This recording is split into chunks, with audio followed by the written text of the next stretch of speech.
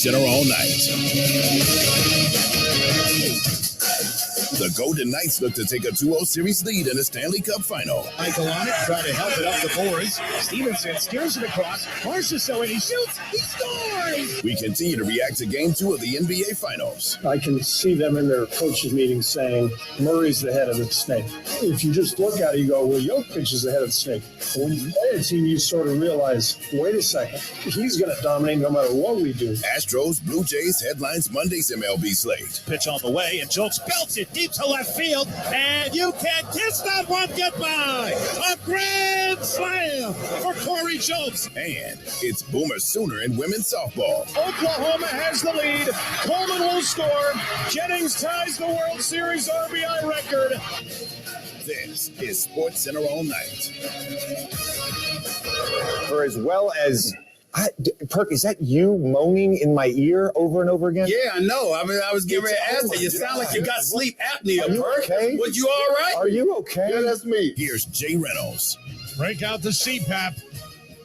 Sports Center all night, ESPN Radio, the ESPN app, Sirius XM Channel 80. South Florida, certainly been the epicenter of the championship rounds this week. Miami Heat heading home to host Game 3 of the NBA Finals with that series tied 1-1. Miami will also be the site for Game 3 of the Stanley Cup Final.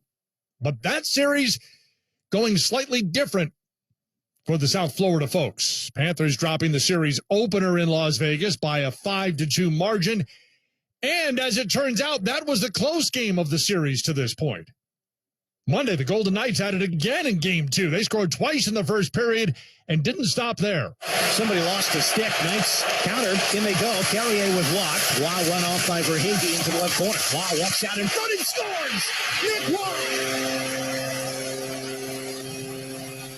3-0 Golden Knights. 3 minutes into the second period. First shot of the period. And the second goal in the Stanley Cup playoffs for Nicholas Waugh. Into the zone with Stone. On the right wing, Stone. Now down the middle. Score! Howden!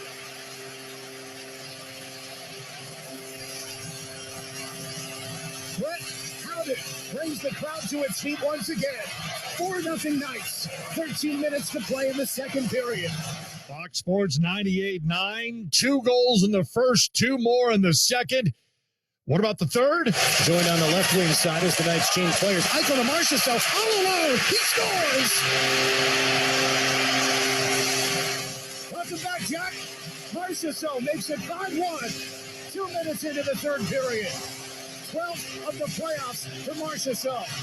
That's his second of the game. 5-1 Vegas. At that point, they tack on a couple more and win it going away. The crowd has been on its feet to celebrate the final horn for seemingly minutes. Face off won by Watt. The Golden Knights kill the clock, and Stanley Cup Final Game 2 is over. 7-2. The Knights smack down the Florida Panthers. The Flamingos come onto the ice, and the Panthers skate off, trailing the series 2-0. And the series will shift to South Florida for Game 3. The Knights have never been this close to a Stanley Cup championship. They are halfway to the 4 wins they need. Fox Sports 98.9, 7-2 the final in Game 2 after scoring 5 goals in the first game. The 12 goals for Vegas, tied for the most in the first 2 games of a Stanley Cup final, tied with 6 other teams. They're the 7th team to outscore their opponents by 8 or more goals through the first 2 games of a Stanley Cup final. Each of the previous 6 went on to win this series. First time the Panthers going with 11 forwards and 7 defense in this postseason, and it's not working out. The teams in this one, a little chippy, combined for 148 penalty minutes and 11 10-minute misconducts. More on that in a moment. But the Panthers, consecutive losses for the first time since games 3 and 4 in the first round against the Bruins. As for rebounding at home in Game 3, Panthers coach Paul Maurice. The parts of our game that we know we can improve, we're going to have to get to real fast. There's no doubt about that. We'll have a pretty simple game plan. I don't think it's about scoring goals in this series, because I think it's about defending the rush, and we weren't great at that tonight. Panthers losing consecutive road games for the first time since late March. Panthers have never won a best-of-7 series when dropping the first 2 games. They lost all 4 previous instances. SportsCenter All Night, ESPN Radio. Aside from the final score, Vegas did see Jack Eichel take a vicious open ice hit in the second period. Puck it in the corner, and the Knights get it there. Eichel looks ahead, backhands. Oh, he's decked hard. Helmet pops off, gloves are dropped. Eichel is skating over to the bench. Eichel goes right down the tunnel. He was starting towards center with the puck. He didn't have his head up, and he got caught. Fox Sports 98.9. Jack Eichel wound up with a pair of assists in Game 2, despite the hit. 2 assists in the Game 2 win. Also spoke after the game with Darren Pang on TBS. I guess, number one, how are you feeling after that big hit with Tkachuk? Yeah, I'm fine. We were just talking about it. I kind of toe pick a little bit. I didn't really see him till the last minute, and, it's a clean hit. It's a hard collision. It's a collision game, and, you get back up and you keep playing. So, credit to the teammates for sticking up for me, but, it's part of hockey. There's going to be collisions. It's a physical game, so you just move on. Must be a lot of fun for you, playing in your first playoffs? It's been a ton of fun. Yeah, it's been a lot of fun enjoying it with these guys in the locker room and just the whole experience. I'm obviously new to it, so it's been a lot of fun. What's it like hearing guys like, obviously, Wayne Gretzky's right up there. They're doing the post-game show. The fellas have been talking an awful lot about your great 200-foot game and that it's being recognized right now in pressure situations, Jack. Oh, well, it means a lot. It's something I've tried to work on this year, and, credit to our coaching staff and the rest of our group. I think we've put a good emphasis on our own zone and trying to limit the other team's opportunities, and I think that's just I think I'm a factor of that. So, give the guys credit. I thought we did a good job of that again tonight. Jack Eichel, 2 assists in the Game 2 win. He has 4 assists in the series, 22 points, third most in a player's first postseason all time. Game 2 was physical, and, chippy at the end. It was Florida's Matthew Tkachuk who had the hit on Eichel. Tkachuk wound up taking 2 misconduct penalties over the course of Game 2. ESPN's Emily Kaplan. We all walk into that locker room wanting to talk to Matthew Tkachuk as reporters. He's standing there by his stall. He's calm. He's cool. There's a couple other veterans waiting to talk to. Once we all gather around Tkachuk, they leave, and he's the only one that talks. This team has taken on his identity, which is unrelenting confidence. He said, we're going back to Florida right now. They're halfway there. Hopefully they're thinking about that because that's going to play in our favor. If you think the fact that this kid now has triple the amount of game misconducts in this series as goals is going to rattle him, not so. I asked him about getting that first game misconduct after that hit on Eichel. He was incredulous. He said, I was skating over to the bench thinking I was going to get some rest because we were about to go on the power play. So, yeah, we're going back to Florida right now. They're not letting up. This is Matthew Tkachuk, who's been the darling of these playoffs, and he's not letting up now. The physicality that the Eichel hit notwithstanding, what was his sort of sense of that? Well, he said, the reason we made the playoffs was our second half push, and that's because we were super physical. He said, I don't think most teams are as physical as us, so you guys, the media, might not be used to it, but we think it's fine and we're going to be okay. On that Eichel hit, he defended as clean. He said, I don't care who you are. You cannot be skating to the middle of the ice with your head down. In fact, I would have hit me too if I was in that position. Eichel, by the way, was in the Vegas locker room and he blamed himself a bit because he knew he was in that position. So we should expect this physicality in Game 3 as well. Vegas taking the first 2 games of the Stanley Cup final. They win both at home, take that 2-0 lead to South Florida. Game 3 Thursday. Panthers will host SportsCenter All Night, ESPN Radio. Game 1 of the Champ Series at the Women's College World Series coming up Wednesday on ESPN, and we now know who the 2 participants are. And really, there's no big surprise. In the air to left field, Riley Boone is there, and Oklahoma does it again. The unstoppable, undeniable, unkillable Sooners win their 51st consecutive game, and they are back in the championship series for a 4th straight postseason. 51 consecutive wins for the Oklahoma Sooners. They beat Stanford 4-2 in a 9-inning game. Softball plays 7. They went extras in this one, 4-2 in 9, and Oklahoma advances to the World Series finals for the fourth straight tournament. Took them 9 innings, nail-biter of a game for their coach, Patty Gasso. We win a lot, and that's fabulous. But sometimes I think we're so used to taking it for granted, and this means a lot. This means a lot. To get to the championship game means a lot. You don't get these lasting memories when you're run-ruling teams. It's these games that you're never going to forget. And in 10 years from now, we're going to come back and we're going to gather together and we're going to laugh about all the stuff that happened throughout, before the game, in the game, after the game. Those are the moments they don't forget. The ones that are pressure-filled are the ones that they embrace. We're so used to Oklahoma run-ruling other teams. They've actually played 2 extra inning games this season. They've won them both. In the championship series, OU gets a somewhat familiar face. Cooney, Muckley, got there! And the championship series will be a rematch of the 2021 final. The Seminoles are back playing for the national championship. Florida State 5-1 win over Tennessee, eliminating the Vols. Florida State into the championship series for the 3rd time in the last 3 World Series appearances. 3 home runs from 3 different batters en route to the win over the Vols. ESPN and ACC network analyst Brittany McKinney and former Seminole Alex Powers. That's why Florida State's been so good. They're able to win in multiple ways. Tonight it was the power game. That's not usual for them. They're typically that situational, really consistent, good, and constructive team in that way. And so I love to see it because they're going to have to bring everything they have in that toolbox to win against Oklahoma. Yeah, you said the power. So we saw them to get to this game. They beat Washington, like the conventional Florida State team, get on base, steal second, hit a double. Against Oklahoma State, we had home runs there. Today we had home runs, we had stolen bases, we had doubles, we had small ball. They put it all together today, and it was like the best collective team win I've seen in a long time from Florida State. And it was unusual suspects too today. And that's what we love to see. Bottom of the lineup, just really coming through in those clutch moments, showcasing the power. You know, the people that haven't been doing it necessarily all season long, and they're kind of the younger ones too. So I'm fired up. Yeah, and that shows the other team, Oklahoma, they can't take a pitch off either. Just like you can't take a pitch off against Oklahoma. 1 through 9, Florida State's got the confidence right now that they can get it done and move forward. Seminoles and Sooners in the Champ Series. Florida State and Oklahoma have combined to win 5 of the last 6 titles. OU going for its 3rd straight and riding that 51-game win streak. Earlier on ESPN Radio, our Q Myers and Emmett Golden. There's been some amazing winning streaks in all of sports.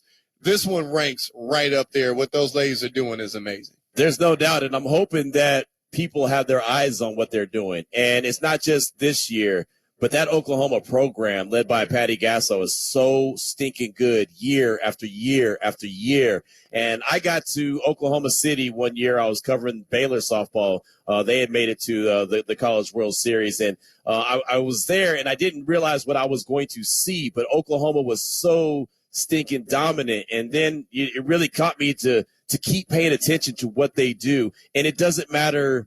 It's the standard now, right? Mm-hmm. I mean, we talked about the UConn women when they were on their run where, beating UConn was just, that was like the biggest news ever if all of a sudden they took an L. That's how it is with Oklahoma, and that's their expectations going into seasons, going into games is, yeah, we're going to win this one. We're going to make it to the College World Series, and we're going to go win it, right? We're going to win it now. Mm-hmm. We make jokes all the time. Patty wins natties, and that's what she does. I mean, that's just who she is. So Oklahoma has one hell of a program, and like I said, it doesn't matter who graduates, who's coming in. The standard is the standard, and they stick to that. Case in point, Jocelyn Allo finished her career at OU last year, left as the NCAA all-time leader in homers, slugging percentage, and total bases, 2nd all-time in RBI.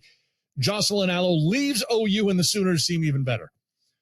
Oklahoma, Florida State, best of 3 championship series, Wednesday, Thursday, and if needed, Friday on ESPN, Wednesday, 8 o'clock Eastern. Who will shoulder the load in South Florida? That's next. SportsCenter All Night continues. It's ESPN Radio. Coming up Tuesday, you heard my top 5 overrated teams, but wait till you hear my top 5 underrated teams that we should be talking about. Keyshawn, J. Will, and Max, 6 a.m. Eastern, right here on ESPN Radio, ESPN2, and ESPNU. This is SportsCenter All Night on ESPN Radio. The Dave app wants to change the way you bank, starting with putting more money in your pocket, Get up to $500 instantly with an extra cash advance. You can even earn more money with a side hustle. Dave also helps you level up your cash with ways to budget, set goals, and save. It's the banking app for smarter money moves. Download the Dave app now or go to dave.com. For terms and conditions, go to dave.com/legal. Instant transfer fees apply. Banking services provided by Evolve. Member FDIC. When Shopify says you can sell anywhere, oh, they mean it. Woo, hold up.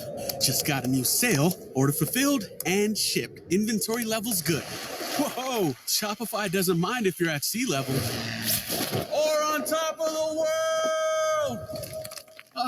You can run and grow your business anywhere. Climbing mountains is never easy, but at least Shopify gives me.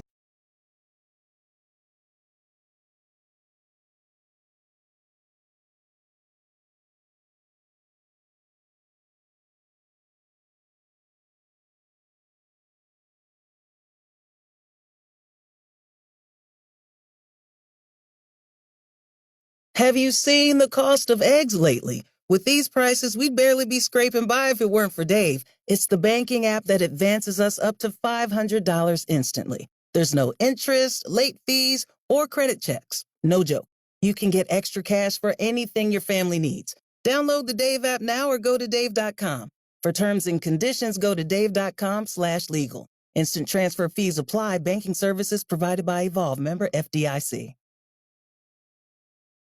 MLB fans, when you need tickets to catch your favorite team live all season long, Ticketmaster's got them. As the world's largest ticket marketplace, Ticketmaster has a wide selection of seats available and at competitive prices, so you never have to worry about missing a game. Take yourself out to the ballpark this season and get tickets today at Ticketmaster.com/MLB. That's Ticketmaster.com/MLB. Finally, baseball is back. Swing into the season with tickets to the action. Plus, with basketball and hockey heating up, now is a great time to experience a game. Vivid Seats is proud to be the official ticketing partner of ESPN. From on the glass to in the stands, Vivid Seats has great ticket prices to all the games. Every crack of the bat, every dribble down the court. Catch it all with Vivid Seats. Download the app or visit vividseats.com today. Vivid Seats. Experience it live. With groceries and housing costs at an all-time high, you're probably looking for new ways to cut costs in the new year. Like no more trips, restaurants, movies, basically no more fun. There's a better solution. With Rocket Money, you can track your spending, cancel unwanted subscriptions, and lower your bills. Users save an average of $720 a year. With Rocket Money, you can get your finances back in black, so you don't have to stop doing everything you love to do. To learn more, go to rocketmoney.com/gameday or download the Rocket Money app from the Apple app or Google Play stores. Will they find a home? Sponsored by Geico. Sarah wants a yard. My own little paradise. Brad, however, hates yard work. The only thing I hate more than cutting the grass is paying someone to cut the grass. Compromise is tough, but these two won't have to compromise when they bundle home and car insurance with Geico. It's easy, and they could save even more. In the end, Sarah and Brad found a great home with a yard. A very, very small yard. Time to get it done. And I'm done. Bundling without compromise at geico.com. The classic Kentucky Fried Chicken Sandwich. Crispy chicken, 100% white meat with crunchy pickles and mayo. It might just be the best KFC chicken sandwich. Oh, don't forget KFC Spicy Chicken Sandwich. It brings the heat. Also very good. Topped with a kick of spicy mayo. It might just be the best. One of the best. Okay, one of the best KFC chicken sandwiches out there. Agreed. Oh, yeah. Choose your flavor with KFC's Chicken Sandwich in classic or spicy. That's finger licking good. Price of participation may vary.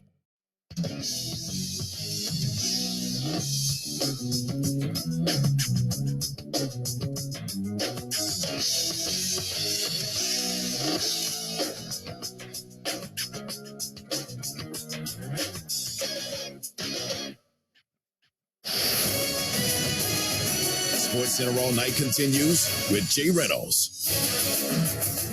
Sports Center All Night presented by Progressive Insurance. I think the Heat win the series. In 7? Yeah. Murray stepped back for the tie at 3. No good! Rebound Miami! The Heat have won it.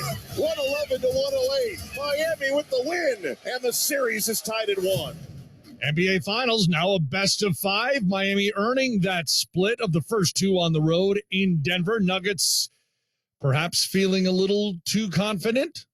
Earlier on ESPN Radio, our Jason Fitz. The Miami Heat are a bar fight gone wrong. You might think that you're going to kick their ass. You might think that you're going to be tougher than they are. But every time you punch them, they just get back up. And what was amazing was the Nuggets didn't have that energy. How many times have we talked about it in the playoffs? You got to have that energy and intensity. And if you don't, you'll lose. They were passive. Miami now heading home, hosting Game 3 on Wednesday. And as for their developing narrative, ESPN senior writer Andre Snellings. Butler, to me, he's the key of the Heat. Like they'll go as far as he's able to kind of carry them. But he needs players like Vincent in these last couple games, or Caleb Martin in the Celtic series. He has to have people with him, and people that can kind of. So Vincent and Martin, they are able to maybe do a few more things than, say, Strus and Duncan Robinson, who are more purely scorers, purely three-point shooters. But, Martin really needs all of them or multiples of them. And we haven't even mentioned Bam Adebayo, who's been really strong this series. Like, for them to be able to beat the Nuggets would take kind of a full team effort. NBA Finals tied at 1-1, Game 3 Wednesday. It's on ABC and, of course, here on ESPN Radio. Our coverage begins at 7:30 Eastern. Speaking of the NBA, Victor Wembanyama, next couple of weeks being penciled in. They'll play in the French League Finals this weekend. And then the Spurs, unless something crazy happens, will make him the number 1 pick at the end of the month in the draft. And then that would mean that Wembanyama would make his Summer League debut in Sacramento, not Las Vegas, in early July. But the NBA's cool with that. NBA Commissioner Adam Silver saying the NBA doesn't have a preference on where his first game is with the Spurs. Silver saying every NBA Summer League is a Summer League. The one in Las Vegas is the largest. All 30 teams attend, but there are other smaller Summer Leagues that precede the Vegas event by a few days, and Sacramento hosts one of those. The Spurs are one of the half dozen teams that are headed there this year. Sports Center all night, ESPN Radio. To baseball. Texas Rangers have been pounding the ball of late, but Monday they settled for a well-timed single. Low, the fourth batter Cabrera has faced. Here's the pitch. It's hit on the left side and through. A base hit into left field. Simeon around third. Here's the throw from Donovan. It's offline. Simeon scores. And the Rangers walk off the Cardinals in the opening game of this series. The final score, 4-3. Rangers are bouncing between first and second. And it is a happy house in Arlington. 105.3 The Fan, 4-3 the final. Rangers' second walk-off win of the season, their 4th straight win, tied for their longest win streak of the season. They've done it 4 times. Nathaniel Lowe walking it off in the 9th with his 4th career walk-off. And after the win, spoke with Valley Sports Southwest. Nate, it counts 3-1. Are you swinging all the way? I don't know. I'm just looking for something to get a job done, and I got a pitch to do it, and you got to stay simple, and Marcus did a great job scoring. You guys are showing that you can win in a myriad of ways. Do you want to take a break right now and let Martine douse you with the Powerade? I mean, I'll take it. I know it's coming. I got to take it.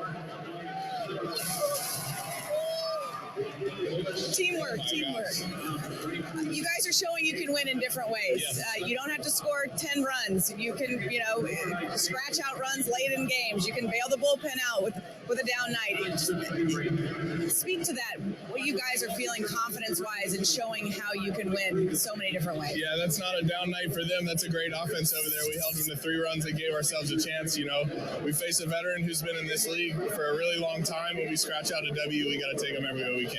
We talked about the confidence that this team has. Success brings that, but it seems like you guys had it even before, this astronomical start that you guys have been off to. Where did that come from? We just got to win one pitch at a time. So the success that we're having in-house is expected. I think we're doing a great job of winning one pitch at a time. What can you say about the job Martine did tonight? Also, Grant Anderson, a little bit of a rough outing. Will Smith coming in big. Pitching overall has been fantastic. Yeah, they did great tonight. Martine's trending in the right direction. The starting staff's great. They give us a chance every night. When we keep a team like that to a low number of runs, we got a chance to win. What's it been like playing in front of these crowds? It's great, and that team over there travels really well. I mentioned it a couple times to their guys. I haven't heard a lot of let's go other teams, but, anytime we get some energy in this place, it's a great place to play.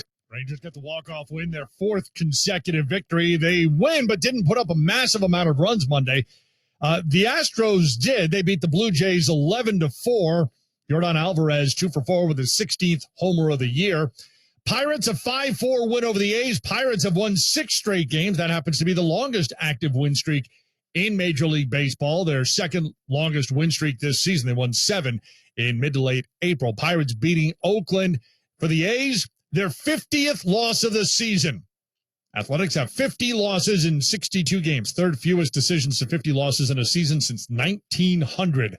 Rays beat the Red Sox 4-1. Tampa Bay's third straight win despite not hitting a home run. Longest streak they've done in franchise history. Where are we now with the Stanley Cup Final? That's next. Sports Center All Night continues. It's ESPN Radio. Greeny. LeBron is definitely not retiring. Definitely not. Never listen to what a player says about his future in the frustrated moments after a defeat that ends his season. Weekday mornings at 10 Eastern on ESPN Radio. Shopify presents cool sheets from aha to lying awake while you bake isn't cool. I suffered from the wrong kind of hot in bed, heat-induced insomnia. That was my aha moment. Bed sheets that keep you cool. Then I thought, how do I even sell bed sheets? That's when I had the idea that made it all possible, signing up on Shopify. With the help of Shopify's intuitive online store creator, I started selling sustainable bamboo sheets that keep cool year-round. And my cool idea became a reality. Hot sleepers around the world rejoice. Shopify makes it simple to keep your cool while starting and growing your business. Start selling with Shopify today and join the commerce platform powering millions of businesses worldwide. From aha to anything is possible. This is Possibility, powered by Shopify. Start selling online today. Sign up for a free trial at shopify.com/play. Shopify.com/play.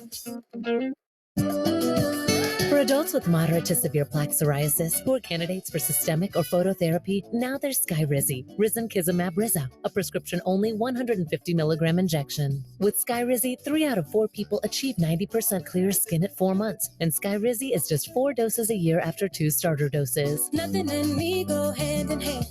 Nothing on my skin, that's my new plan. Nothing is every day. Don't use if allergic to Skyrizi. Serious allergic reactions and an increased risk of infections or a lower ability to fight them may occur. Before treatment, your doctor should check for infection and tuberculosis. Tell your doctor if you have an infection or symptoms, such as fever, sweats, chills, muscle aches, or cough, or if you plan to or recently received a vaccine. With Skyrizi, you could achieve 90% clearer skin. Ask your doctor about the #1 dermatologist prescribed biologic in psoriasis and visit skyrizi.com or call 1-866-SKYRIZI to learn more. Did you know YouTube TV is more than cable for less than cable? That's right. YouTube TV has no long-term contracts or hidden fees, and it even lets you catch up to the live game with key plays. With the lineup of over 100 channels, you can watch live TV like cable. Signing up is simple. Get started in minutes and you can watch all the action of the NBA Finals live on ABC. So what are you waiting for? Try it free today at youtube.com/NBA23. New users only. Terms apply. Cancel anytime. The NBA Finals on ESPN Radio. Murray step back for the tie at 3. No good. Rebound Miami. The Heat get the critical split in Denver. Now the series heads to Miami. Can the Heat make it 2 straight? Or will the Nuggets bounce back and retake the series lead? The Finals, Game 3 of the Nuggets and Heat. Coverage begins tomorrow at 7:30 Eastern on ESPN Radio and on ABC. You can also listen on the ESPN app and on SiriusXM Channel 80. Tuesday on Canty and Carlin, the NBA Finals are all even at 1. What does Denver have to do in Miami to win? Why the Heat won't win this series. It's all Tuesday, Canty and Carlin, 3 p.m. Eastern on ESPN Radio and the ESPN app. Keyshawn, J. Will, and Max. What if Draymond opts out? To go where? Lakers. For how much? I got 3 years 60 for him, Jay. There you go. Hey, you're doing 3 years 60 for Dre? Well, it's not that that's what I'm doing. He can pick up 27, right? Y'all need shooters. We need players, Jay. We need players. Key, are you telling me right now you are openly campaigning for Draymond Green to become a Laker? Be a good addition. For 3 years for $60 million. So what I'm doing, Jay, is I'm following the tea leaves. I know what you're doing. Yeah, I hear you. Go ahead. Something tells me it smells like Dre to LA on an opt-out and gets a 3-year extension. One of the things we need, Jay, I think on our team, just watching us against your Nuggets, is that we need some hot sauce. And he brings the hot sauce. GJ and Max. Mornings on ESPN Radio and on the ESPN app.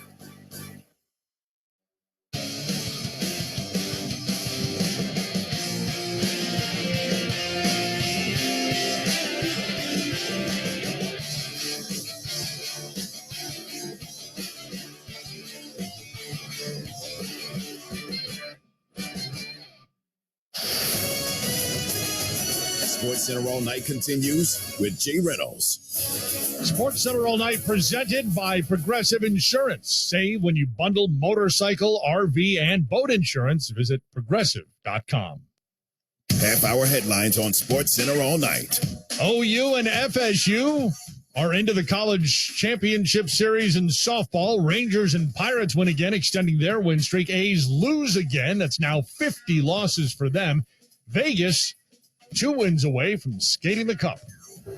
They went down 3-1 in that first round series against the Bruins. Since then, they've been 11-2. Marchessault, and he shoots. He scores. Marchessault, power play goal. 1-0 Golden Knights. Eichel to Marchessault, all alone. He scores. Welcome back, Jack. Marchessault makes it 5-1. Stanley Cup Final Game 2 is over. 7-2. The Knights smack down the Florida Panthers. Golden Knights took the series opener in the Stanley Cup Final 5-2. They win Game 2 by a 7-2 rout. They take both games at home. 12 goals in all in the first 2 games for them. 7th team to outscore their opponent by 8 or more through the first 2 games of the Stanley Cup Final. Golden Knights have had 9 different goal scorers so far in the Stanley Cup Final, most by any team in the opening 2 games of a finals round. Defenseman Alex Pietrangelo with our Steve Levy. 7-2, that's a preseason score. That's an October score. You don't see that in the Stanley Cup Final a lot. How do you explain all the success? Well, we got to stick to what we're doing, right? I think key for us is discipline one. Got some early goals there in the power play, but you got to be proud of our group there. We didn't kind of stray away from what worked the first 2 periods, and we got to it again there a little bit later in the third than we wanted to, but we got 4 lines of 60 that are playing the way we all need to play. We're all on the same page. That's a recipe for success. You mentioned discipline. I mean, that's easier said than done. Yep. Guy passed me in the popcorn line in the press box. I want to take a shot at him. And you're getting punched in the face and slashed. And so how do you actually do that? How do you not fight back? Well, you know what? We'll take the power plays if we can get them. Look, we're here for a reason. We're here to win hockey games. We're not going to get into the stuff. We'll stick up for each other when we need to stick up for each other. But we know what the end game is for us, and our group is focused on that. A lot of talk about 2018 before you got here. Vegas won that first game, lost the next 4. You've won a Stanley Cup. What's your message to the guys here at up 2-0? Well, you got to treat every game by itself, right? Obviously, look, they're going to make adjustments. We're going to make adjustments. 5-on-5 and special teams. We got a couple of days here, between games. So for us, it's take a good break mentally here. We got to really kind of reset here. Be hungry every single game. Look, every game's a new game. But at the same time, we're looking at a lot of things that we're doing well, and we're going to stick to that. What changes in Florida? I know you guys don't want anything to change. What do you foresee happening? Well, I can't tell you everything, but look, they're going to make adjustments on the forecheck, and so are we. And I think the biggest thing usually is on special teams, right? Both teams are trying to find a way to, one, kill those penalties, and, 2, try and score some goals in the power play. But our group's been pretty honest all year of what we need to do better, regardless of, whether you win, 1-0 or 7-2. So I expect, tomorrow for us to sit down as a group and look at what we can do better. And for Vegas, they scored 7 consecutive goals. They scored the last 3 goals of Game 1, the first 4 goals of Game 2. And they lead this series 2-0. ESPN analyst Brian Boucher. Vegas is a team that, they fancy themselves on their depth, and it's playing out that way so far through 2 games. I mean, Florida's tried to find a way to get underneath the skin of Vegas, try to find a way to get them off their game. Really, it's the tactic that they have to use to find a way to get into this series. If they play 5-on-5, Vegas is the better team, and their depth is playing out that way. And a dominating first two games so far for the Vegas Golden Knights. Yeah, and if they take penalties, that's a problem because Vegas is going to cash them. They certainly did in this one. In terms of physical play and a bit of extracurriculars, obviously there's the Eichel hit that everybody will talk about. What do you make of what we saw in those in Game 2, Brian? Well, I tell you, I mean, what I saw in this game was a Vegas team that, they're willing to play hard. They're willing to do the right things. I thought Mark Stone, he's a guy that leads by example. And, look, he was hurt for a large chunk of the season, and he's relishing this moment, being a healthy guy to do what he can do. And he's a big game player. And he's a guy that wants to contribute. And I thought he was great again here tonight. There's a lot of guys that have contributed on this Vegas team. For Florida, it's about their big guys that have to perform in order to get this to the other side. But for Vegas, it's the depth. But yet Mark Stone, I thought, was very good, much like a lot of his other teammates were tonight in Game 2. Florida's not here if not for Sergei Bobrovsky to this point. But what did you see from him tonight? And maybe it's what he didn't see. I don't know. You tell me. How can you break down the breakdown for him in Game 2? It looks to me, Scott, like traffic is a problem for Sergei Bobrovsky. And that can be an issue when you don't play a lot over, a week and a half. I mean, think about it. 10 days off. It's hard to replicate plays like this. I mean, traffic that was provided in this game, a great screen by Mark Stone. But when you don't see it for 10 days, it can be awfully difficult to fight through that stuff. I mean, it's one thing to take shots in practice where you see the puck and try to get your timing, but you never see shots like this where you have to fight through the type of traffic that Sergei Bobrovsky has had to fight through here in Game 2, whether it's, the opposition or his own teammates. And for Bobrovsky, I mean, when he gets in those situations where he has to fight through traffic, he tends to get a little bit small, protecting the low part of the ice. Casey Fitzgerald, who had to eat up more minutes because of the injury to Ratko Gudas, you could see he was over there trying to find another player, when he should have been protecting the dangerous guy who's trying to drive the middle of the ice. So there were some mistakes from their defense, on that play. But by and large, for Bobrovsky, it's been a hard series. I mean, this Vegas Golden Knights team gets to hard areas. They make it difficult to find pucks, and they're finding success. Brian, when Florida goes home, do you expect the series to change and look different? Boy, they're going to have to find a way to make sure that their forecheck is a lot more impactful than it has been. I don't know that I've seen enough, Scott, to lead me to believe that this series can change. I just feel like when you don't have enough depth, you can't roll the lines the way you want to, and you can't put the pressure consistently shift after shift. We see that with Vegas. I mean, they roll four lines. Yeah. They are not afraid to play their fourth line against the other team's best. So I don't see it changing. They're going to have to find a way, but it's going to have to be from Tkachuk staying on the ice and not taking 10-minute misconduct penalties to get him out of the hockey game if they want to get back into this thing. Tkachuk actually took 2 10-minute misconducts during Game 2. As for the goaltender situation, this is the 5th time this postseason the Golden Knights have chased the starting goalie. That's tied for the second most in a single postseason in the last 3 decades. Sergei Bobrovsky, 11 goals allowed in the last 3 games. He had given up a total of 11 goals in the 7 games prior to that stretch. Game 3, Thursday in South Florida. Sports Center all night, ESPN Radio. The Heat have won it, 111-108. Miami with the win, and the series is tied at 1. The question goes from, can the Heat extend the series, to can the Heat win this championship? They can win this championship if they make it 3. They are calm and they are confident. They feel really good about their chances still. They're going to have to make some threes. Are they going to shoot it 48% again? The odds are against them doing that.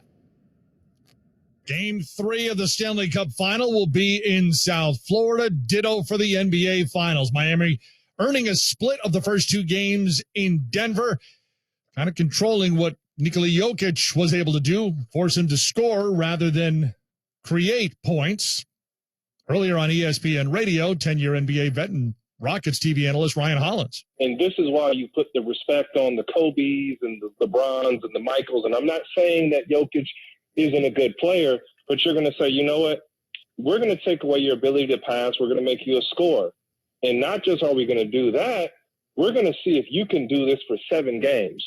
Ultimately, with the Heat winning that game, the series is in their favor now. So all they have to do is win out their home game. But I think we all know, realistically, it just means this is going 7 games. So by him doing that, you're going to say, yeah, Jokic, come and beat me. come and score. And we're going to see, and we're going to test your nutrition. We're going to test your conditioning. We're going to see if you can go out and get these 40 and 50 pieces all series long. Jokic able to score 41 points in the Game 2 loss, but not creating like he had been. That question was put to Miami coach Eric Spoelstra by our Ramona Shelburne.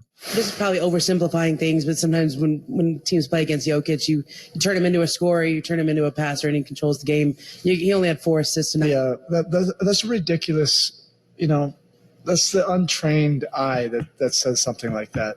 This guy's an incredible player. You know, twice in 2 seasons, he's been the best player on this planet. You can't just say, oh, make him a scorer. That seemed to be the case when he was a scorer and not assisting on plays. ESPN analyst Tim Legler. Yeah, look, I think it was a combination of what the Heat wanted to accomplish, and also I thought there were some things that Denver did not do very well offensively that contributed to them being stagnant and forcing Jokic to take over the game as a scorer. But I think it's undeniable their team is better when the ball is hopping around and Jokic is making guys better. He doesn't care whether it's scoring or facilitating, whatever it takes to win. But when he is accomplishing both clearly, I think they're better defensively. When that's the case, more guys are involved. They're harder to predict as they come up the floor. But the Miami Heat are going to take the stance that, hey, it just kind of played out that way. I don't necessarily buy that. I think there was a conscious decision to stay a little bit more connected to shooters, and then Jokic took advantage of what was there. Eric Spoelstra will live with Nikola Jokic having that kind of night every night in this series if it means that other guys are not getting involved in the game to the extent that they would wish. And I think that affects him on the other end of the floor, and Michael Malone pretty much said that much after the game. He thought some guys were feeling sorry for themselves because they weren't included as much offensively. That speaks to what Miami was able to accomplish. Let's look at what game 2 was. Denver's got a 3 in the air, and it ties the game if it goes in. What does that say in totality about where the rest of this series goes as it's now a best of 5? Well, I think one thing it says is the margins are super thin between these two teams. If you're Michael Malone, you're looking at film.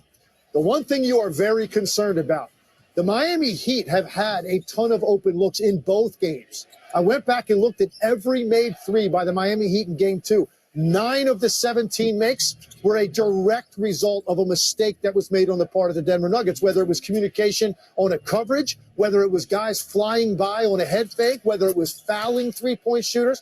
So the reason I say it's a concern, you think that would have been cleaned up between games because Malone alluded to it after game 1. We didn't play particularly well defensively, and yet they didn't make the adjustment. The reason I say that, I think that is where the tangible difference can be made in this series.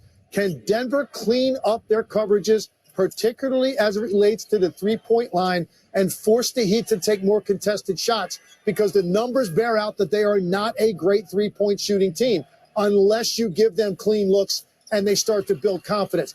That, to me, is where the essence of this series will be when it gets down to Miami, and that's what I'm going to be looking for in Game 3. If they are able to do that, I think Denver can stabilize this series, at least get one game down there, and shorten it to a best of 3 with home court advantage. Right now it's a best of 5 with the series tied at 1. Game 3 Wednesday, ABC, and here on ESPN Radio, our coverage at 7:30 Eastern. Sports Center all night. Game 3 of the NBA Finals, Wednesday in Miami, Wednesday in Oklahoma City. Game 1 of the Champ Series for softball. In the air to left field, Riley Boone is there, and Oklahoma does it again.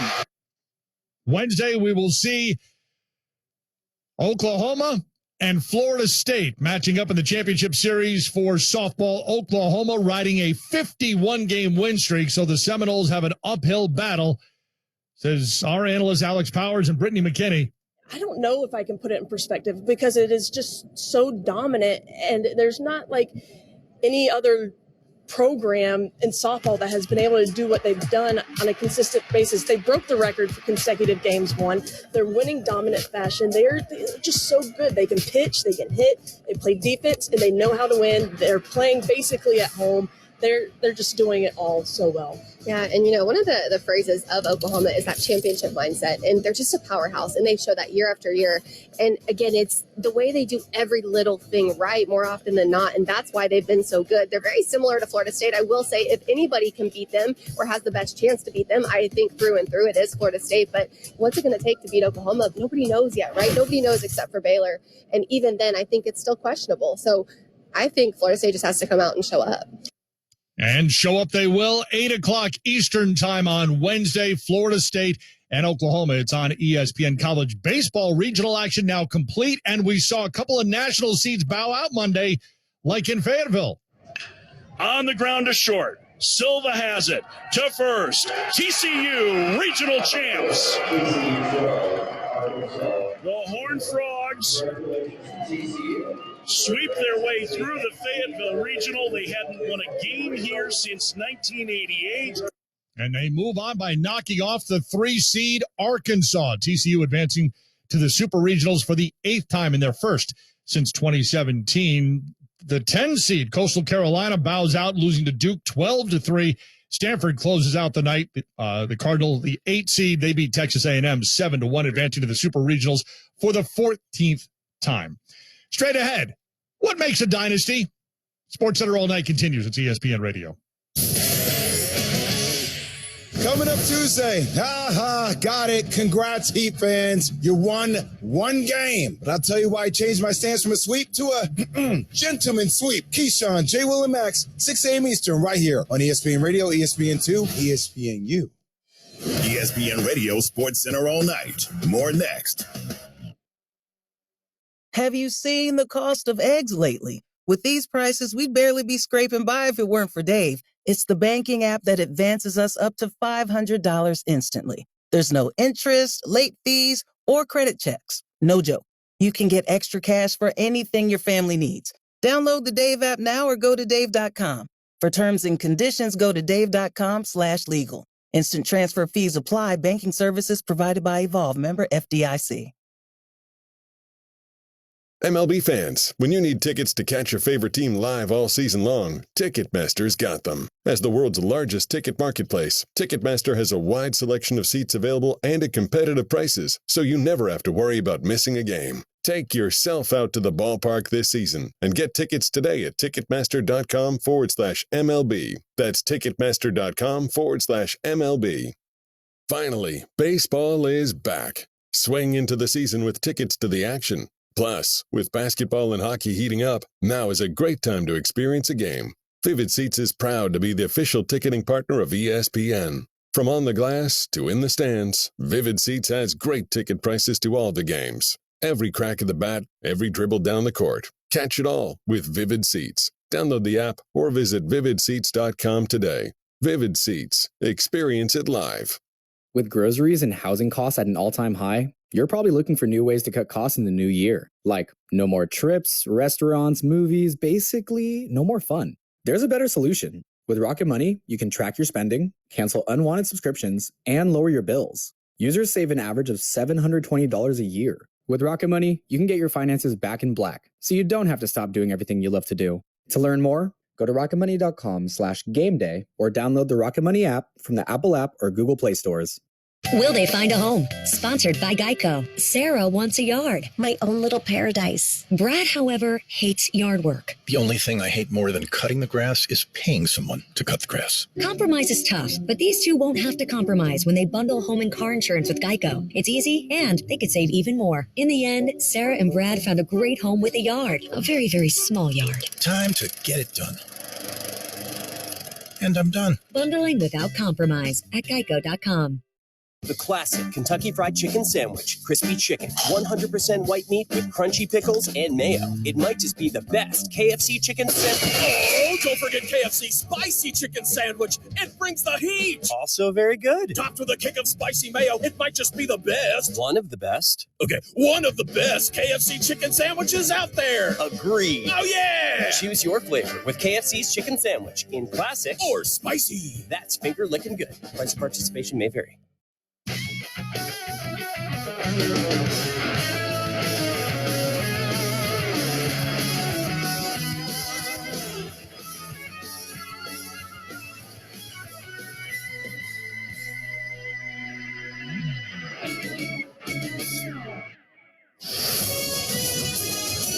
Sports Center All Night continues with Jay Reynolds. Can it be a dynasty without Joan Collins?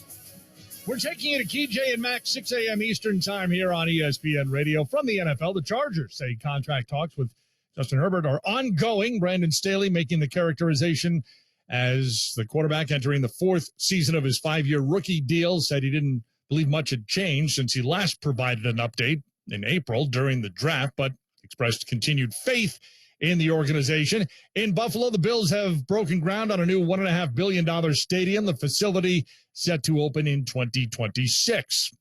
Speaking of buildings and football teams, the Chiefs went to the White House. President Biden says the team is building a dynasty. Chiefs tight end Travis Kelce on FanDuel TV. Dynasty? I would say, yeah, the Kansas City has been a dynasty for quite a while now, and obviously I'm biased to that, but I think that what Coach Reed has done, when you put it up against what the Warriors have done, obviously we don't have as many championships right now, so we got some work to do. So I think Pat Mahomes is definitely going to find a way to get more than 4 championships. Hopefully I'm still along for the ride by the time he gets there. Multiple championships in the future for Patrick Mahomes and the Chiefs. Earlier on ESPN Radio, our Freddie Coleman. They lost Tyreek Hill. I said, as long as they got number 15 in red, they're going to be fine. But when you're having to do that time and time again, and the league keeps getting better and better and better, and quarterbacks keep getting better, and our defensive schemes keep getting better, as great as a once-in-a-generation kind of quarterback that Mahomes has turned out to be, it's still going to be very difficult when the AFC is going to keep getting loaded each and every year. Hard to maintain that dynasty when, like they always say, it's windiest at the top of the hill. Sports Center all night, ESPN Radio. As for the top sounds from Monday, let's turn to Jim Baskell. Number 5. Jay, the Texas Rangers are the Major's second best team. The latest W came on last licks versus the Cardinals. 105.3 The Fan. Below the fourth batter Cabrera has faced. Here's the pitch. It's hit on the left side and through. A base hit into left field. Simeon around third. Here's the throw from Donovan. It's offline. Simeon scores. And the Rangers walk off the Cardinals in the opening game of this series. The final score, 4-3. Rangers are bouncing between first and second. And it is a happy house in Arlington. Number 4. Aaron Nola was stellar over 7 one-hit innings with the Phillies right-hander backed by Trey Turner. Sports Radio 94 WIP. With an RBI single in the first, the home run in the third, the pitch. Swung on, crushed, way back to left field. Oh, wow, where will this land? Second deck in left for Trey Turner. His second homer of the night. His 7th of the season. And it's 5-0 Phillies. Number 3. The Oklahoma Sooners have won a record 51 straight games, the latest in comeback style against Stanford, reaching the College World Series final, seeking their 3rd straight title, courtesy of a huge 9th-inning blow. It came on ESPN. Can she find that magic moment? Yes, she can. Right center field, Oklahoma has the lead. Coleman will score. Jennings ties the World Series RBI record on the happiest of birthdays.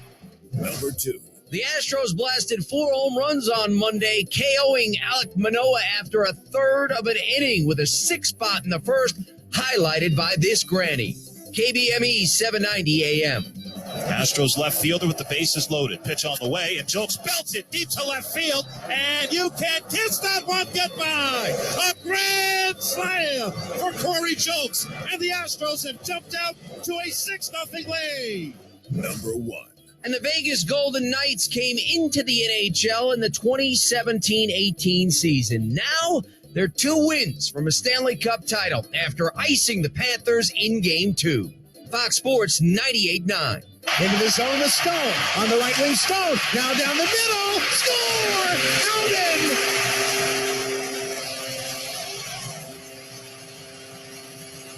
Brett Howden brings the crowd to its feet once again. 4-0 Knights. 13 minutes to play in the second period. Vegas wins the game and the psychological game as well. Jack Eichel takes a massive hit in the second. Returns, finishes with a pair of assists. Vegas coach Bruce Cassidy. He got up, he skated off. That's always step number one. He's not, on the ice and needing assistance. So he got hit hard. In between periods, I asked him, he's fine. And that's, it's easier to laugh about, not laugh, but it's okay to get hit in June. This is part of the journey. It hurts to win, and it's not supposed to be easy. So good for him. I think he saw some of it coming, but not enough to get out of the way. It was a clean hit. That's hockey. And we were very, very, I think, as a group, great to see him come back. Not only does it give us juice, but sometimes it can take away juice from the other team if they, see a guy come back. So it was good for the group. I like that mantra from Bruce Cassidy. It's okay to get hit in June. It's Tuesday, June 6th, birthday of Tommy Smith, Olympic gold medalist in the 200 in 1968. More remembered, of course, for the Black Power salute on the medal podium. Tommy Smith, 79 today. Whether or not the Kansas City Chiefs are a dynasty can be up for debate, but no debate about our dynasty. Key, Jay, and Max, they're up next. I'm Jay Reynolds, back tomorrow with Sports Center all night. It's ESPN Radio. Coming up next, Keyshawn, J. Will, and Max on ESPN Radio. When he went no huddle and they started to make plays. All the big games, but light on time? Let us catch you up. Definitely not fun ever playing against no huddle offense. Let's run the no huddle.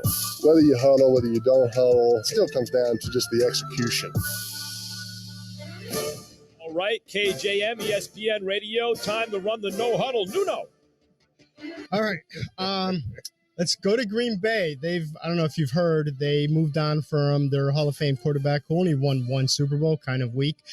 So David Bakhtiari was weak. Yeah, listen, as great as he was, you get one title. As a fan, I'd be a little upset about that. So David Bakhtiari, Packers left tackle, was talking about, are they rebuilding versus competing? And here's what he had to say. We got a job to do. We got a job to win. I know everyone would love to take the words that I said, but it's, to me, flat out how I look at it, it's disrespectful to say you're not rebuilding off a Hall of Fame quarterback. It was disrespectful to say you weren't rebuilding off of Brett Favre when he moved to Aaron. No one knew who Aaron was and what he was going to be, so I'm not going to sit here and pull back those words, because that is, when you look at how it's been built and how we were chasing after it and how the cap, there's a bunch of situations that can definitely allude to it. We have a young team. With that, people go to the word rebuild on an extreme level, or you look at what it is. The beauty is, I have no clue. And that's the beauty of it. That's what football is. We're all batting 1,000 come the first game of the year, and we'll figure it out. I'm not mad at it. All right, Jay, since you hopped in there first. Jay, should the Packers just admit that they're rebuilding and take some pressure off of Jordan Love? Is one word going to take pressure off of Jordan Love, regardless of whether they're rebuilding or not? You're following Brett Favre and Aaron Rodgers. There's going to be pressure. Sorry, one word is not going to change how much pressure that is on Jordan Love at all. I think he needs to worry about protecting Jordan Love's blind side, number one, and Bakhtiari, but at the same time, they're not rebuilding. I'm Andrea, founder of a boutique handbag brand, Andy, and this is why I switched to Shopify. I tried 3 other platforms prior to Shopify, and I remember my breaking point was when I would try to make one little change and my entire site would go down. Shopify made it really easy for me to shift everything over and hit the ground running. I was easily able to migrate my products and all of my customer information over. With the drag and drop theme editor, we don't need to hire a developer to do any coding. What's amazing is that each theme is automatically optimized on mobile. It's incredible. It looks even better on the phone. We really like adventure. We would not be able to go on the road without a platform that we can rely on. What are you waiting for? Start your free trial with Shopify today. From templates that make site design simple to customizations that let you grow at your pace, this is your possibility powered by Shopify. Get a $1 per month trial period at shopify.com/play. That's shopify.com/play. Go to shopify.com/play to take your business to the next level today. For adults with moderate to severe plaque psoriasis who are candidates for systemic or phototherapy, now there's Skyrizi, risankizumab Riza, a prescription-only 150 milligram injection. With Skyrizi, 3 out of 4 people achieve 90% clear skin at 4 months, and Skyrizi is just 4 doses a year after 2 starter doses. Nothing and me go hand in hand. Nothing on my skin, that's my new plan. Nothing is every day. Don't use if allergic to Skyrizi. Serious allergic reactions and an increased risk of infections or a lower ability to fight them may occur. Before treatment, your doctor should check for infection and tuberculosis. Tell your doctor if you have an infection or symptoms, such as fever, sweats, chills, muscle aches, or cough, or if you plan to or recently received a vaccine. With Skyrizi, you could achieve 90% clearer skin. Ask your doctor about the #1 dermatologist prescribed biologic in psoriasis and visit skyrizi.com or call 1-866-SKYRIZI to learn more. This is Keyshawn, J. Will, and Max. Frank, what's up? Gentlemen, I love the show. I watch a lot of sports shows, but you guys start out the mornings 5 minutes of BS. What's the difference between a bathroom and a restroom? Can I ask you a question? How come you can't rest in the restroom? Isn't the point of rest? Who says you don't? Yep. You're in the middle. You're not even 10 minutes into the show, and you're into another 5 minutes of BS. Put the trash in the trash can, the garbage in the garbage can. No, but I will interchangeably say take out the trash, take out the garbage. Same thing. Do you put your toothbrush in the water first and then put the toothpaste on? I know it's a little slow in sports, but that's what you're here for. You can still marinate the meat in the sauce. Yes, but not in barbecue. You can't barbecue on a gas grill. It doesn't work like that. Hey, buddy. I play rough when I need to. So Frank's going to get mad. Okay, we met the quarter. Move on. Keyshawn, J. Will, and Max. ESPN Radio Sirius XM Channel 80. We are presented by Progressive Insurance. Good morning, Jay. Good morning, Key. Is it a good morning? It's a Tuesday. Conspiracy theorists. Looks like it's going to rain again. Every Tuesday. I don't think it is going to rain, though. Yeah, it feels like it's. I don't know how it is in perfect LA weather for you, Key, but here it's a little bit thick. It's supposed to get. Gloomy. I'm checking now. It's supposed to get up to 80 sunny clouds later. Any precipitation? I don't see any precipitation. Oh, okay. You guys are really getting under Frank's skin.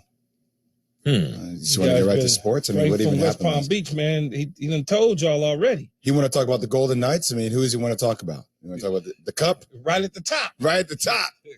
As soon as you come out, bam. Well, I mean, we could start with an excellent point that J.J. Redick made. You are the worst. Boy, did he make a point. These Duke guards can make points. You know, Key, do you have those friends in life that just constantly set you up? You know what I mean? Just constantly, daily. Those friendships where it's always some kind of jab. It's always some kind of subtle twist to the plot. That is Max Kellerman to me in my life. What? Go ahead, take it away. And you call him a friend? Well, I guess I need to reconsider. J.J. Redick, I'm just simply pointing out, he was on First Take yesterday. Look, you can't even do it without a smile on your face. I'm happy that we're talking sports. And we get to react to a point like this. Not every day you get to react to a point like this. Why didn't anyone ever make this point on this show is what I want to know. You went to Duke. You were a guard. Listen to J. Redick yesterday. This is in the past. It's not last week, though. This is just yesterday. Why the Nuggets will be the best team in the West for a while. Regardless of what happens in this series, we are entering a phase where the Denver Nuggets will be the favorites in the Western Conference going forward for the foreseeable future. They have been the best team in the West this year. They went through a tough gauntlet to get to the finals. Their core four guys, Jokic, Murray, Aaron Gordon, Michael Porter Jr., 28, 27, 26, 24, all just entering or about to enter their primes. There's a long runway in Denver for this team to contend for titles. And ultimately, every team in the West is going to have to go through Denver. It's an interesting point. What I don't understand. What's wrong with what he said? Well, I don't think there's anything wrong with it, Key. I think he's right on the money. More importantly, before we get to this, before we get right to sports, Frank is on the phone from West Palm. All right, Frank, how are we doing, Frank? Frankie, are we doing better today? I'm doing better because the Heat won, that's for sure. But anyway, you guys are doing better. Thanks. I appreciate it. I agree with Frank. Frankie, you're a man of a few words. He's right. He just calls a man of few words. No, listen, though. But seriously, you're doing better. I do appreciate it. And my wife is getting a real giggle out of it. Yeah, Frank, I'm with you. If I turn on the radio, I'm in the car in the morning, if I got to go to work, whatever it is, and I turn on the car and I turn to sports, it's okay if they're messing around for a minute or two. If it's 5, 6, 8 minutes and I'm still not hearing sports, what am I there for? Frankie, I got a problem, though. I don't like the picture they drew up of you on ESPN2 currently. They gave you sideburns, but there's no hair on the top. And look at your face, though. they make you look angry, Frank, and I don't like that depiction of you. Wait, I gotta tell you something. I'm Italian from the Bronx, so you got to know that I have a temper sometimes. What did I tell you? I told you exactly I told you he was from New York, moved down to West Palm Beach. Yeah. He wants to hear Max Kellerman's voice screaming and hollering at the top of the show. Right. All for 4 hours. Frank sounds like he's from my father's old neighborhood. I already told you what it was. Where are you from in the Bronx, Frank? Harlem. Born and raised in Harlem. I wasn't raised. I was born in Harlem. Yeah, but you said you were from the You Bronx. said it from the Bronx, though. Are we from Harlem or from the Bronx? I say I'm from. I'll put it this way. I'm from the Bronx. How's that? All right. All right. I don't know, Frank. Born in Harlem, witness but, protection or something. But reverse me. He doesn't want to say where in the Bronx. Wait a second. Harlem's in the Bronx. Well, Frank, it may have been many years since you were in the Bronx. No, I'm telling you, Harlem is in the Bronx. Did Manhattan? He was there for some exchange in history that I'm not aware of, where Manhattan took Harlem from the Bronx. I'm not ready to argue with Frank about where he's from. Yeah, Harlem's not in the Bronx. The man says he's from Harlem/Bronx. Really? That's where the man is from. Yeah. Well, wait a second. Hold it. I'm 70 years old. Wait a second. I'm 70 years old, and I'm serious. I never knew that. I thought Harlem was in the Bronx. Well, there are parts of uptown Manhattan that are north of parts of the Bronx because of the shape of Manhattan and the Bronx, separated by a little sliver of water, basically. But Harlem is not in the Bronx. Frank, you see, and if we were just talking sports, Frank, you wouldn't even know that. You know where you're from. You didn't even know where you're from, and now you know because we got off of sports just for a minute. Just for a minute, Frank. All right, listen, before you guys let By the way, me go, West Palm Beach is in Texas, isn't it? Stop. No, I'm sorry. Go ahead. Leave Frank alone. Listen, the other night, I watched it with my son who lives 70 miles from me. Long story short, that was one of the best games I've ever seen for the Heat, if you're a Heat fan. That was excellent. That's all I got to say. All right. Frank says, Frankie, thanks for calling in, Frankie. I agree. That was a great game. Thank you. Great dramatic win for the Heat. I think of how much different this whole thing feels if they lose that game by, Jamal Murray's 3 goes in. They wind up losing in overtime. Oh, they put up a good fight, but it's 0-2, Took their best punch. Yeah, it's a wrap. Field. No, they got out of there with a 3-point line. Yeah, they got the win. Now you're looking at the whole thing differently. So anyway, back to J.J. Redick. You mean back to Jay? Jay Redick. So what's the 2 J's are better than one. So annoying. What's the issue with what he what's the issue with what he said on First Take? Is there an issue? Is there? I guess Jay disagrees with it. What's the problem, Jay? No, don't you set me up. Don't you start setting false narratives. I think he made a good point. What do you think about it? See, you're making me defensive. That's your strategy. I heard his point before. I think he made a great point. I've already been educated on that before.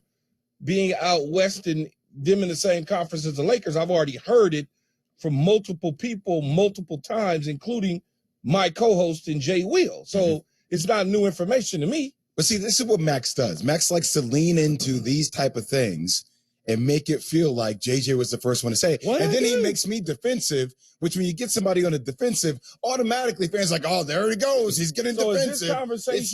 Is this conversation about who said it first? That's what it feels like, Key. No, I'm just simply reacting to something Jay Redick said.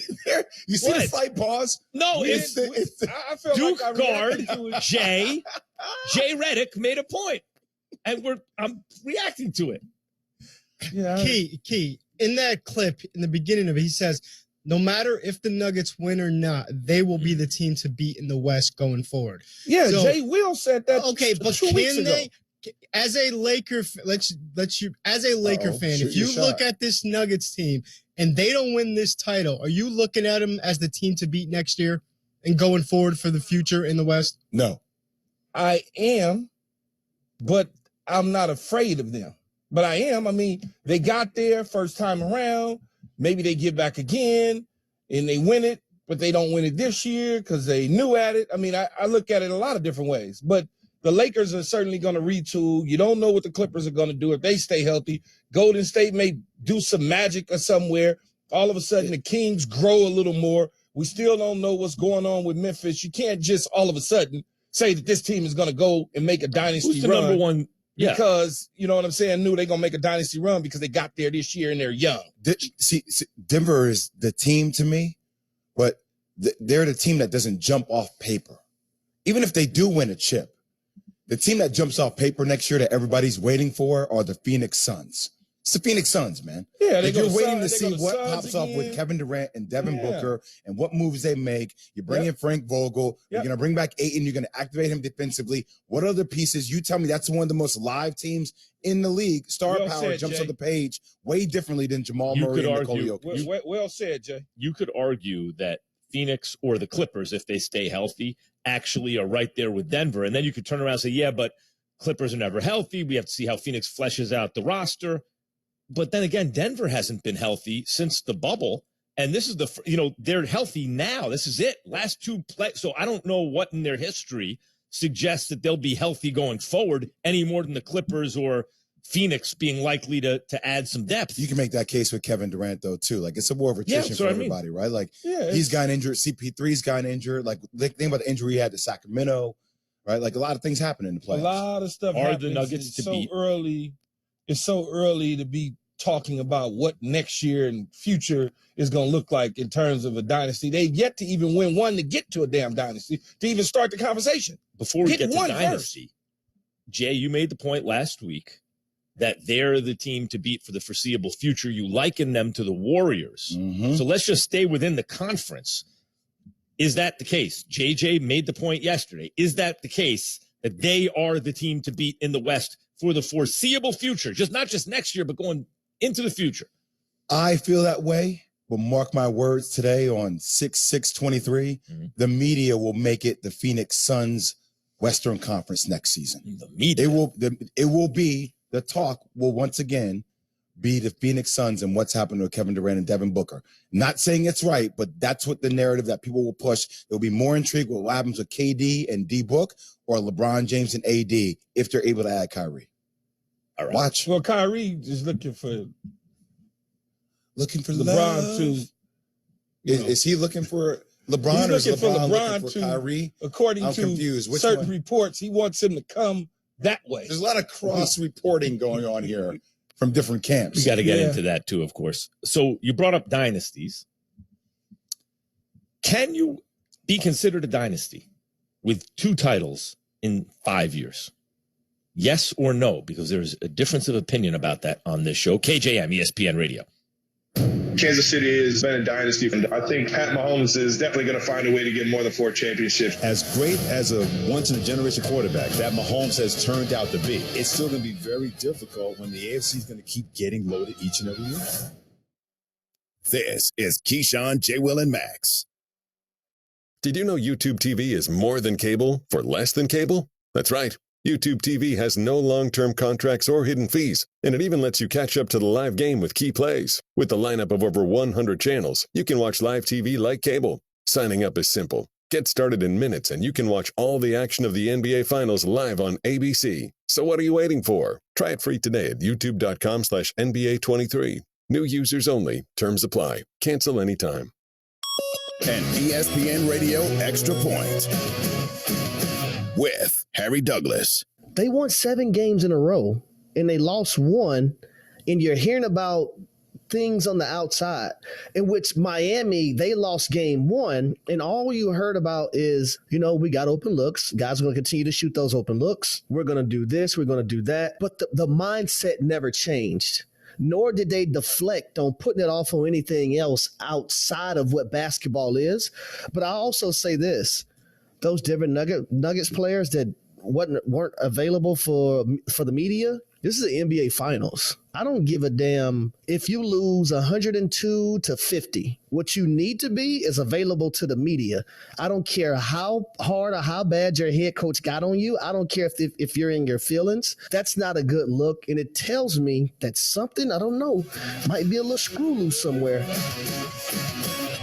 The biggest names in sports are on. ESPN Radio. Tyrese Maxey now joining us courtside. It was a big-time win, man. We let the game kind of slip away from us, but to be resilient like that and everybody make plays down the stretch, that was big time. Stephen Curry with us here on ESPN Radio. Honestly, it's hard for a lot of guys on our team because they're capable of contributing, but sometimes the opportunity isn't always there, but the message is stay ready. Josh Hart is joining us. 6 years I've been waiting to get into the playoffs, man, so I'm not taking it for granted. I'm playing as long as I can, every second I can, and I'm just taking it all in. Visiting with D'Angelo Russell, I'm a product of my environment. Honestly, I got to brush shoulders with some of the greats and just learned a lot of things from being in their system and their organizations. Klay Thompson joining us. I can hear how tired you are, brother. Oh, PJ, I feel great. I got another quarter in. Great. I don't know about that. The biggest names in sports come here, and it all starts weekday mornings with Keyshawn, J. Will, and Max, and continues all day. This is ESPN Radio. And what Miami has accomplished to this point, look, if you're still doubting them, you're a rockhead and nothing's going to convince you, right? They've demonstrated who and what they are. But that said, Tim, let's look at what game 2 was. A 36-point fourth quarter. Essentially, they shot 50% from three. They missed one late that made it 17 of 35, whatever. And yet, Denver's got a 3 in the air and it ties the game if it goes in. What does that say in totality about where the rest of this series goes as it's now a best of 5? Well, I think one thing it says is the margins are super thin between these two teams. If you're Michael Malone, you're looking at film. The one thing you are very concerned about, the Miami Heat have had a ton of open looks in both games. I went back and looked at every made 3 by the Miami Heat in game 2. 9 of the 17 makes were a direct result of a mistake that was made on the part of the Denver Nuggets, whether it was communication on a coverage, whether it was guys flying by on a head fake, whether it was fouling three-point shooters. So the reason I say it's a concern, you think that would have been cleaned up between games because Malone alluded to it after game 1. We didn't play particularly well defensively, and yet they didn't make the adjustment. The reason I say that, I think that is where the tangible difference can be made in this series. Can Denver clean up their coverages, particularly as it relates to the three-point line, and force the Heat to take more contested shots? Because the numbers bear out that they are not a great three-point shooting team unless you give them clean looks and they start to build confidence. That, to me, is where the essence of this series will be when it gets down to Miami, and that's what I'm going to be looking for in Game 3. If they are able to do that, I think Denver can stabilize this series, at least get one game down there, and shorten it to a best of 3 with home court advantage.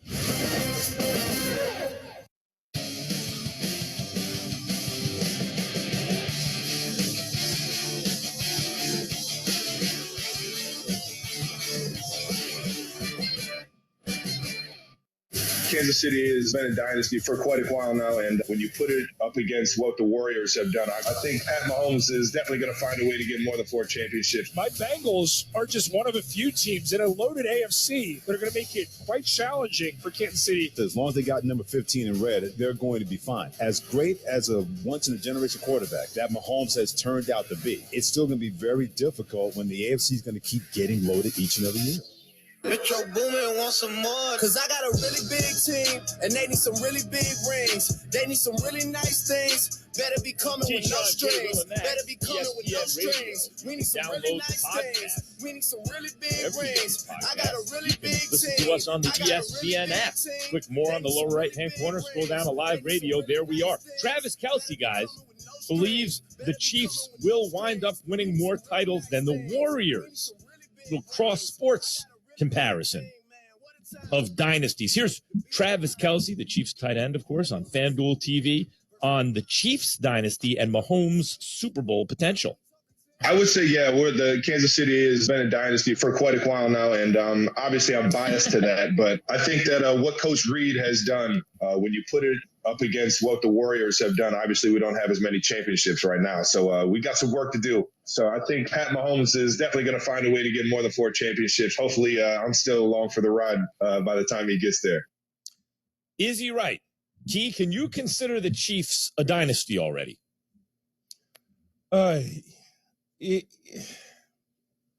It's close.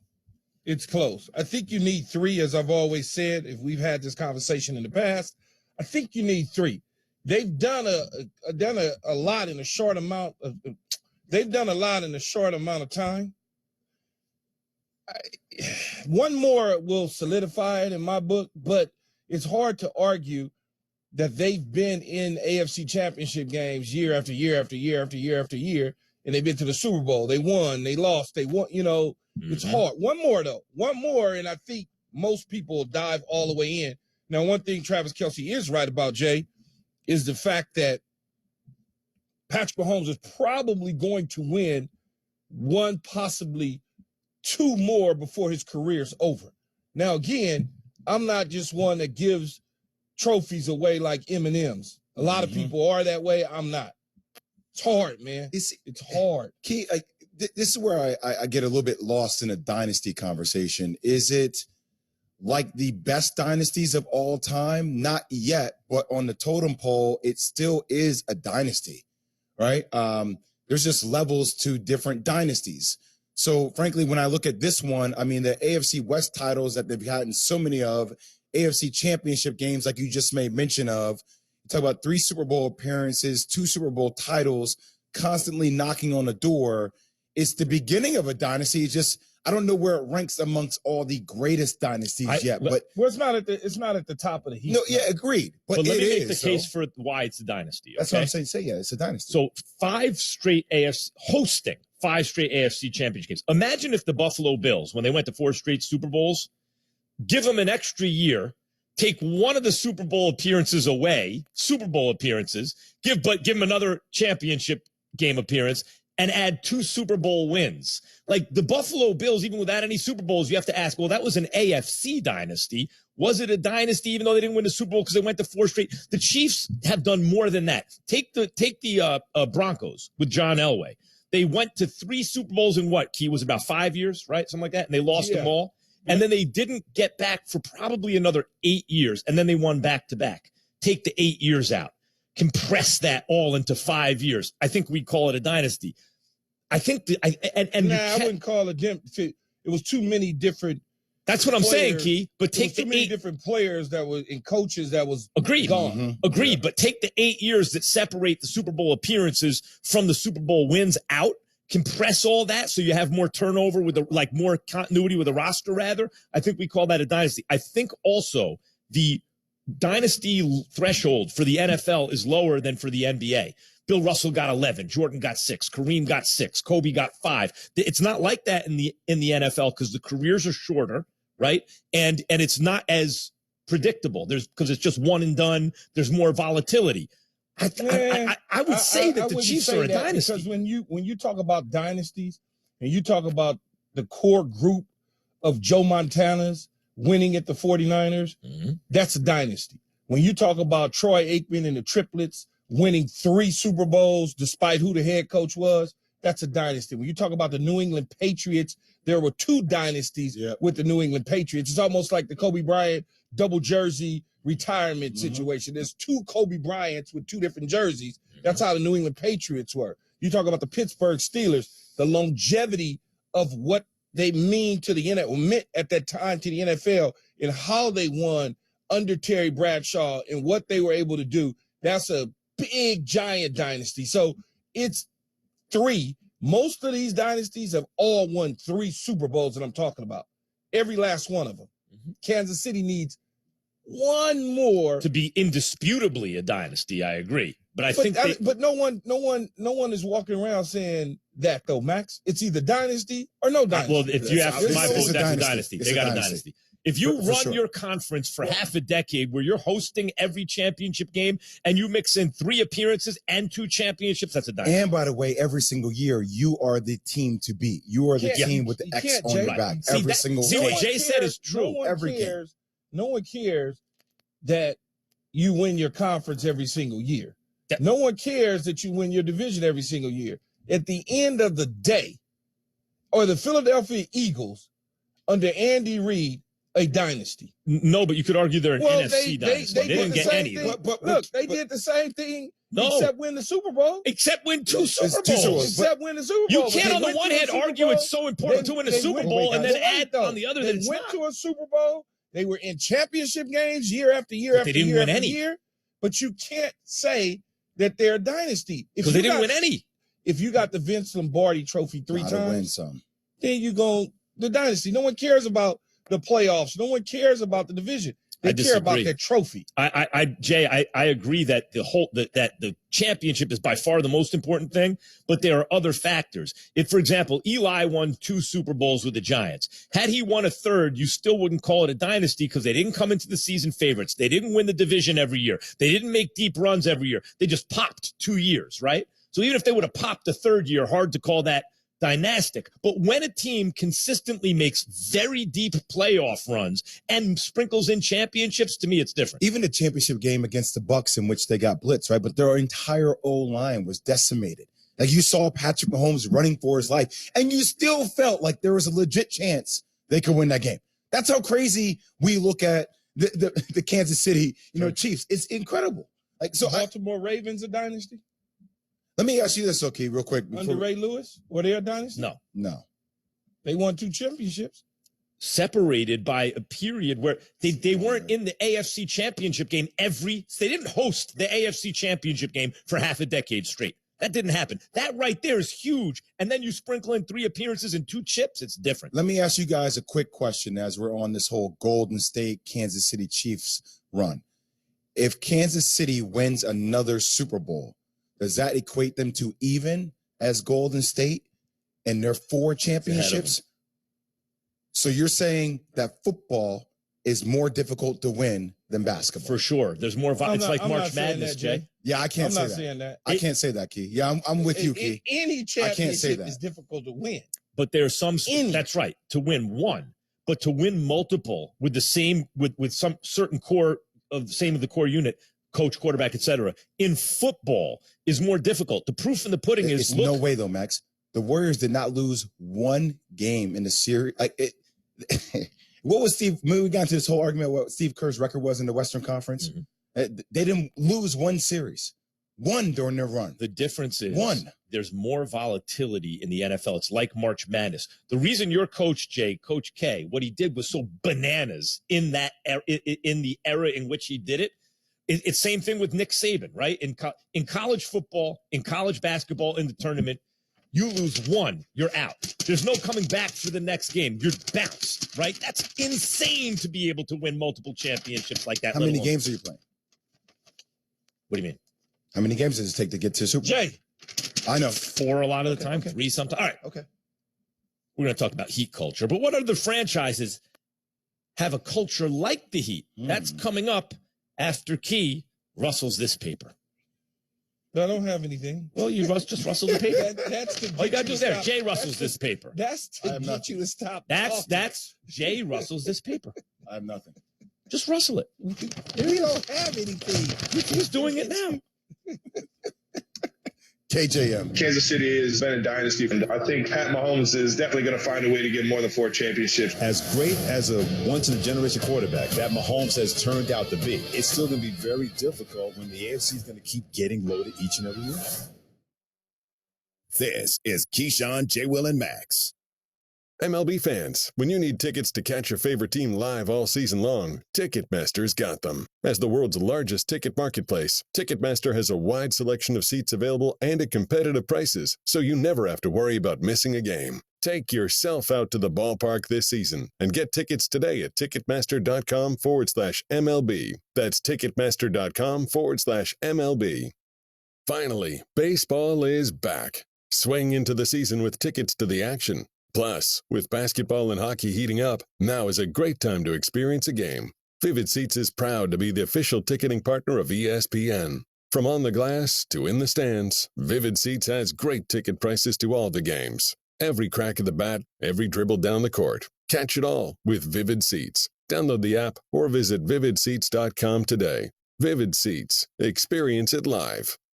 Have you seen the cost of eggs lately? With these prices, we'd barely be scraping by if it weren't for Dave. It's the banking app that advances us up to $500 instantly. There's no interest, late fees, or credit checks. No joke. You can get extra cash for anything your family needs. Download the Dave app now or go to dave.com. For terms and conditions, go to dave.com/legal. Instant transfer fees apply. Banking services provided by Evolve. Member FDIC. With groceries and housing costs at an all-time high, you're probably looking for new ways to cut costs in the new year. Like, no more trips, restaurants, movies, basically, no more fun. There's a better solution. With Rocket Money, you can track your spending, cancel unwanted subscriptions, and lower your bills. Users save an average of $720 a year. With Rocket Money, you can get your finances back in black, so you don't have to stop doing everything you love to do. To learn more, go to rocketmoney.com/gameday or download the Rocket Money app from the Apple app or Google Play stores. Will they find a home? Sponsored by Geico. Susan has always wanted to live in a chateau. I like a certain je ne sais quoi. While Jake is more into the Cape Cod style home. It's a classic look. Compromise is tough, but these two won't have to compromise when they bundle home and car insurance with Geico. It's easy, and they can save even more. In the end, Susan and Jake found a Cape Cod style home where they will only speak French. Bonjour, je t'aime, merci beaucoup, and cordon bleu. You'll get better with time. Bundling without compromise at geico.com. For adults with moderate to severe plaque psoriasis who are candidates for systemic or phototherapy, now there's Skyrizi, risankizumab Riza, a prescription-only 150 milligram injection. With Skyrizi, 3 out of 4 people achieve 90% clear skin at 4 months, and Skyrizi is just 4 doses a year after 2 starter doses. Nothing in me go hand in hand. Nothing on my skin, that's my new plan. Nothing is everyday. Don't use if allergic to Skyrizi. Serious allergic reactions and an increased risk of infections or a lower ability to fight them may occur. Before treatment, your doctor should check for infection and tuberculosis. Tell your doctor if you have an infection or symptoms, such as fever, sweats, chills, muscle aches, or cough, or if you plan to or recently received a vaccine. With Skyrizi, you could achieve 90% clearer skin. Ask your doctor about the #1 dermatologist prescribed biologic in psoriasis and visit skyrizi.com or call 1-866-SKYRIZI to learn more. You've never had anything like Kentucky Fried Chicken's new chicken nuggets. They're so good, you'll hear a random choir singing every time you open the box. Don't believe me? Just listen. Box open. KFC, chicken nuggets, KFC. Box close. Open. Close. Can we get a remix? Order KFC's new chicken nuggets on the KFC app today. That's finger looking good. Prices and participation may vary.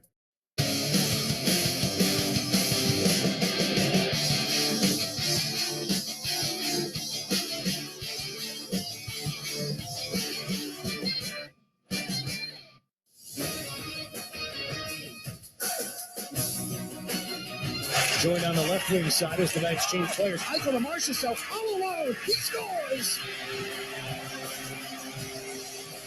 Welcome back, Jack. Marchessault makes it 5-1. 2 minutes into the third period. 12th of the playoffs for Marchessault.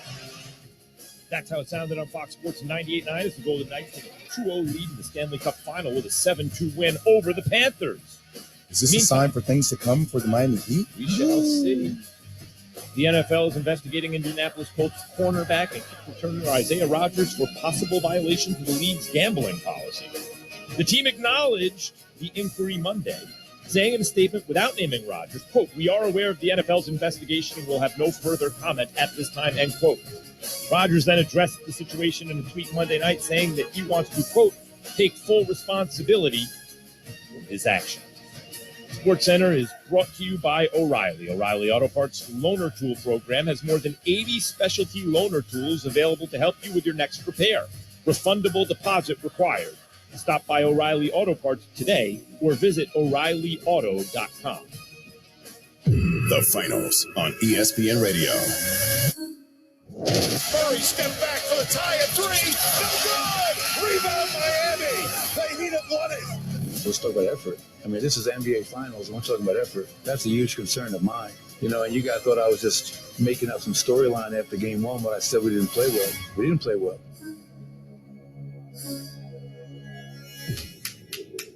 Back to get wrecked. All respect to those. There you go, King. You happy? Yeah, we got that West Coast music. We may have to put a Max Planning clock on this show later on, because I have something to get into that may take some time to explain. But you know what? Coming in with Max was reading the SportsCenter highlights and stuff like that, it just dawned on me. It made my mind perk up. The league really got to figure out this gambling stuff. You know, the sports betting with players. I get it. You cannot bet on your own teams. You cannot bet on teams in the sport in which you probably are playing in. I bet on my own teams all the time in college. But they got to figure it out. If you bet on your own team, then you're just stupid. I get it. But outside of that, the world that we living in with this sports betting and this gambling, they got to figure out what it is. Because when you got the guys in Detroit, for instance, they're betting on campus. If they cross the street, maybe it's not illegal, but in the building it's illegal. So it's like, but kid, that's where I get a little bit confused. Though. Let's be real. That's why I said they got to figure it out. We gamble on everything. Okay, like you've been inside NFL locker room, NBA locker rooms, literally gambling on how many shots you can make in practice. Literally, you tell your friends, like, hey, like, I don't know, this guy's hurt. What do you want me to tell you? Like, that's different though, Jay.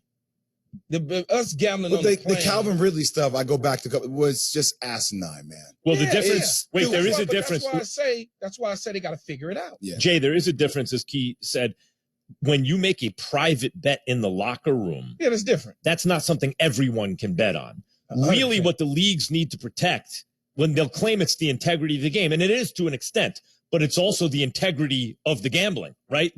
People have to know that it's a level playing field, or it corrupts the whole industry. Yeah, the sportsbook account was opened, by the way, talking about Isaiah Rodgers, under the name of an associate of Rodgers. Sources said approximately 100 bets were placed on the account over an undisclosed period of time, including on Colts games. That's the issue. Yeah, the sources said most of the bets, however, listen to this, were in the $25 to $50 range. It doesn't matter though. Although at least one of them was a low 4-figure bet. Yeah, you can't. It doesn't matter though, Jay. If it's 50 cents. It does not matter when you're betting on your own team. There's no room for that. None, zero. So it was opened in somebody else's name, not mine. But come on, Jay. What? Man, I hear you. I just really want to talk about 2023. So it was opened in somebody else's name, not mine. We act like we don't talk to friends all the time. Yeah, how did they prove that? I mean, that's how do you? They left a paper trail. What kind of forensics do you have? You paid him in Venmo? Like what happened, Jay? Again, there's a big difference in this one too. If you call me like, is Jay playing? I'm like, man, as far as I know, he's not. I don't know. I mean, that's what they're saying. But that's just having a normal conversation. That's with a friend. That's different than you should bet on this, man. I'm telling you, this is what's happening. That's a big difference, huge difference. Oh, Max is out because his jeans are too tight. I'm just saying, like just to tell you, Key, I'm not going to say names, but in sports in general, certain people who go to practices who know certain people's ankles are hurt. You're telling me they don't tell their friends to bet on games all the time?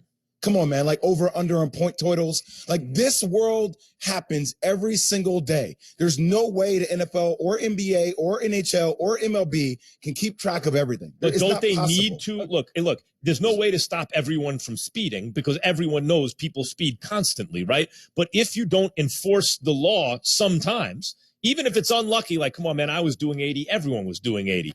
If they don't ever stop anyone, then it gets out of control. So while I agree it's already out of control, though, Max. And yet there has to be enforcement of the rules at times, right? Yeah. Okay. Or it's the Wild West. I'm just saying, so it's already the Wild West. So you're randomly selecting. Yes, if you don't check it, it gets more out of control. It's already out of control. I'm trying to tell you. But you're saying it's limitlessly out of control, as bad as it could be, period? Yes. So what do you suggest to do about it? I don't have an answer. I mean, it's out of the bag. I mean, do you hear the conversations that we have on a daily basis with Alan Yates? Do you think Alan Yates and myself are the only people who are gambling on sport? You don't think any athletes, when all their friends who gamble on sports 24/7, think about Michael Jordan, the biggest gambler there is. You don't think there's any of that permeating within the NBA? Let's cut to the chase. Let's cut to the chase. What are we really guarding against? You don't want it to get off the rails to the point where an athlete throws a game. This is and bets against his team. This is what happened in 1919 with the White Sox. Of course, since it turned into a bad thing, they call them the Black Sox, right? The Black Sox scandal it's true. It's of 1919 where they bet against themselves in the World Series, right? Like that's what people want to avoid. I want to avoid it too. That's why I said the league has to figure this out, and you cannot have any connection whatsoever, in my opinion, with the team or the league that you are playing in, because you have friends on other teams that you could potentially influence to do some stuff. That's my only thing. I'm sorry that I took you to No, no, it's okay. That's Let's stay with this. Let's stay with this. like Here's that. more from Isaiah Rodgers. I know I have made mistakes, and I'm willing to do whatever it takes to repair the situation. The last thing he wrote this. The last thing I ever wanted to do was be a distraction to the Colts organization, my coaches, and my teammates. I've let people down that I care about. I made an error in judgment. I'm going to work hard to make sure those mistakes are rectified through this process. It's an honor to play in the NFL, and I've never taken that lightly. I'm very sorry for all this. Now, unless it were to come out that he actually did something bad, like didn't compete because he had a stake on the game that was, and based on the amounts he bet, there's no way that. Did Calvin really do something bad? No, agreed. People who are punished they suspended early in him the for process, a year. People who are punished early in the process where the league is still trying to calibrate punishment sometimes will catch it and it'll be unfair, right? But this sounds like the proper point of view and attitude to take publicly. And, unless some really bad stuff is found, I would hope that the punishment would be limited here. I mean, you would think it would be. I mean, he said the politically correct thing, right? I mean, he showed admission of guilt to a degree. Right. And to that degree, we'll find out. But I mean, I'm trying to tell y'all, like, it's already out of the bag. Like, this is going to be, as leagues accept more gambling money, you're only going to have more problems with gambling. You already have problems with gambling as it is.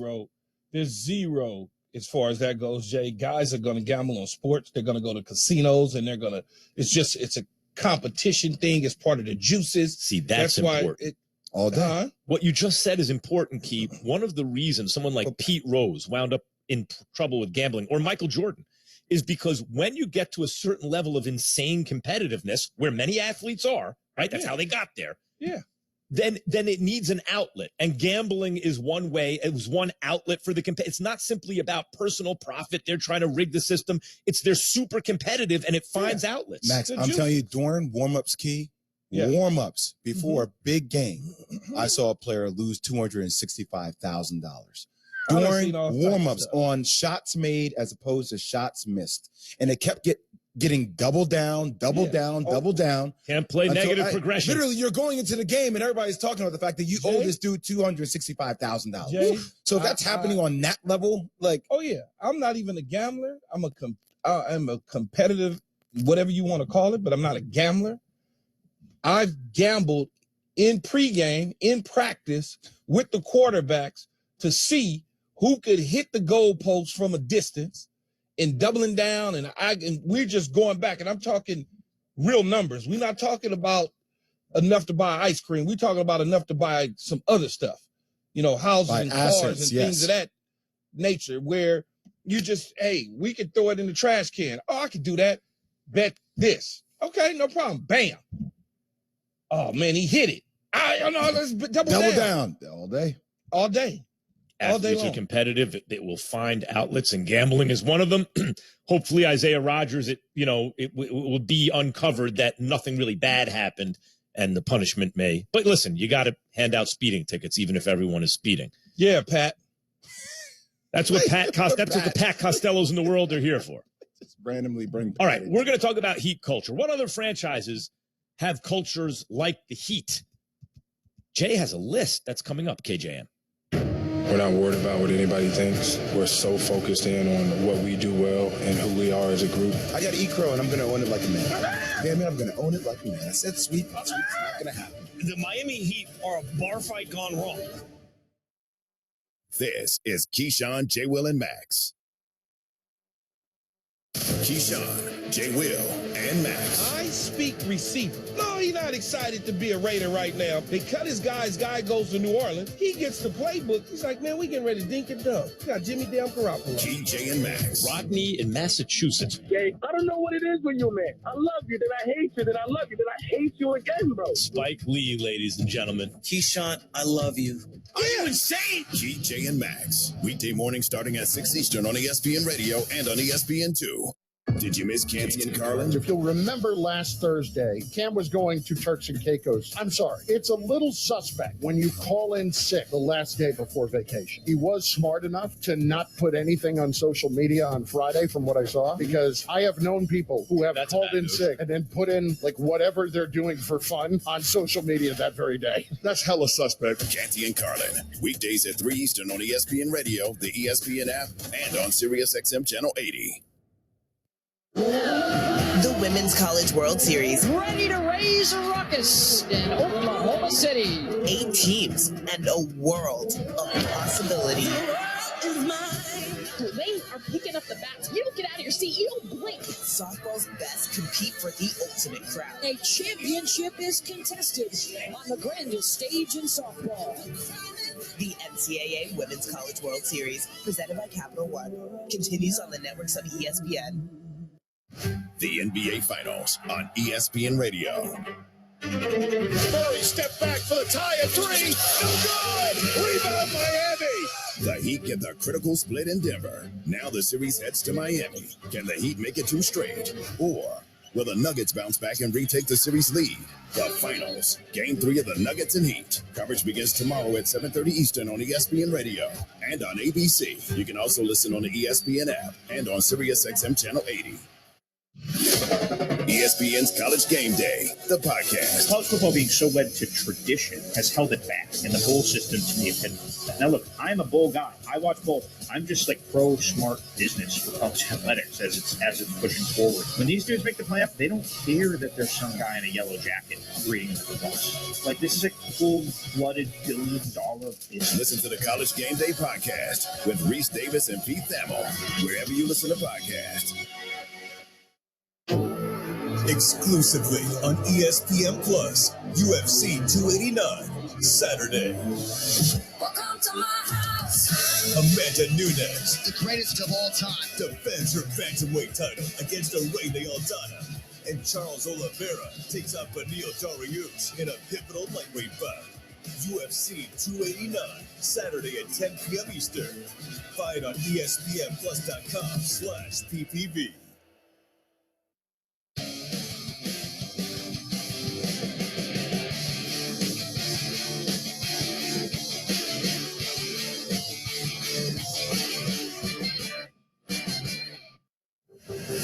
Nobody cares on our team. We're not worried about what anybody thinks. We're so focused in on what we do well and who we are as a group. I got to eat crow, and I'm going to own it like a man.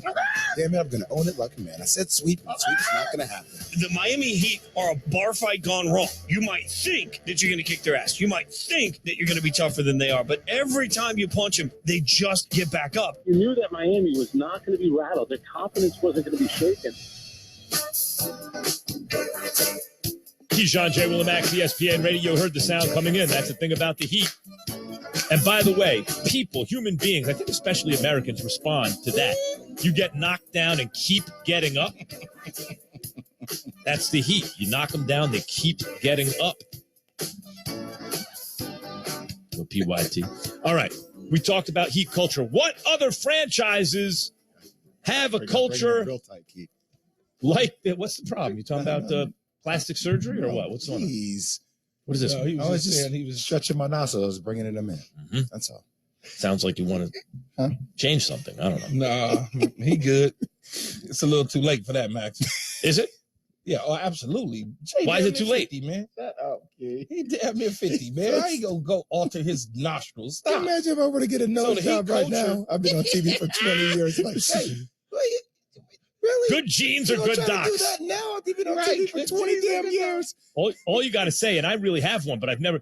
Deviated septum, look, you had to get it fixed. That's what everyone says, right? They had a deviated septum. They had to get it fixed. Key, I might have a big nose, but I ain't breathing like Perk on TV, though. Why they do my leave man Perk like that alone, yesterday? man. Why they do Don't my leave man Perk like that alone. yesterday? Why they do my Heat man like culture that is something special, obviously, right? I mean, Yes. it's got to be, and I played in Tampa Bay, and there was a certain culture under Tony Dungy. Now, obviously, we went on to win a Super Bowl under John Gruden, but we lost that culture.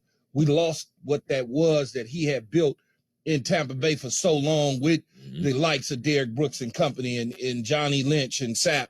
That culture was there. It was a certain thing. Now you look at the Heat culture, that's a real thing, man. So let's talk about culture. What other franchises do you think, Jay, have a culture like the Heat? Okay, I put together a list, Key. You're not going to like the first one because your Dodgers are not on the list. But number 5. Number 5. There it is, Yates. Tampa Bay Rays, man. Mm-hmm. Now, look, the fact often have a very low payroll, right? This year, 27th in the MLB. The fact that they made a World Series appearance in 2008, 2020, falling to the Phillies and the Dodgers. But I just feel like they're constantly there and they do more with less, right? And I think that's a culture that we talk about the Miami Heat, players buying in. What you say? I said, well, they might want to change their culture then. Well, why? They're always competing. Yeah, they got no money. They're competing on pennies on the and dollar. They're always there. That's value. That's culture. No, you don't have to knock my list. You come up with your own damn list, okay? That's number 5 on my list. Number 4. Number 5 is you come up with your own damn list. Yes, yes. Let's do some damn hockey, as Stephen A would say, okay? Pittsburgh Penguins.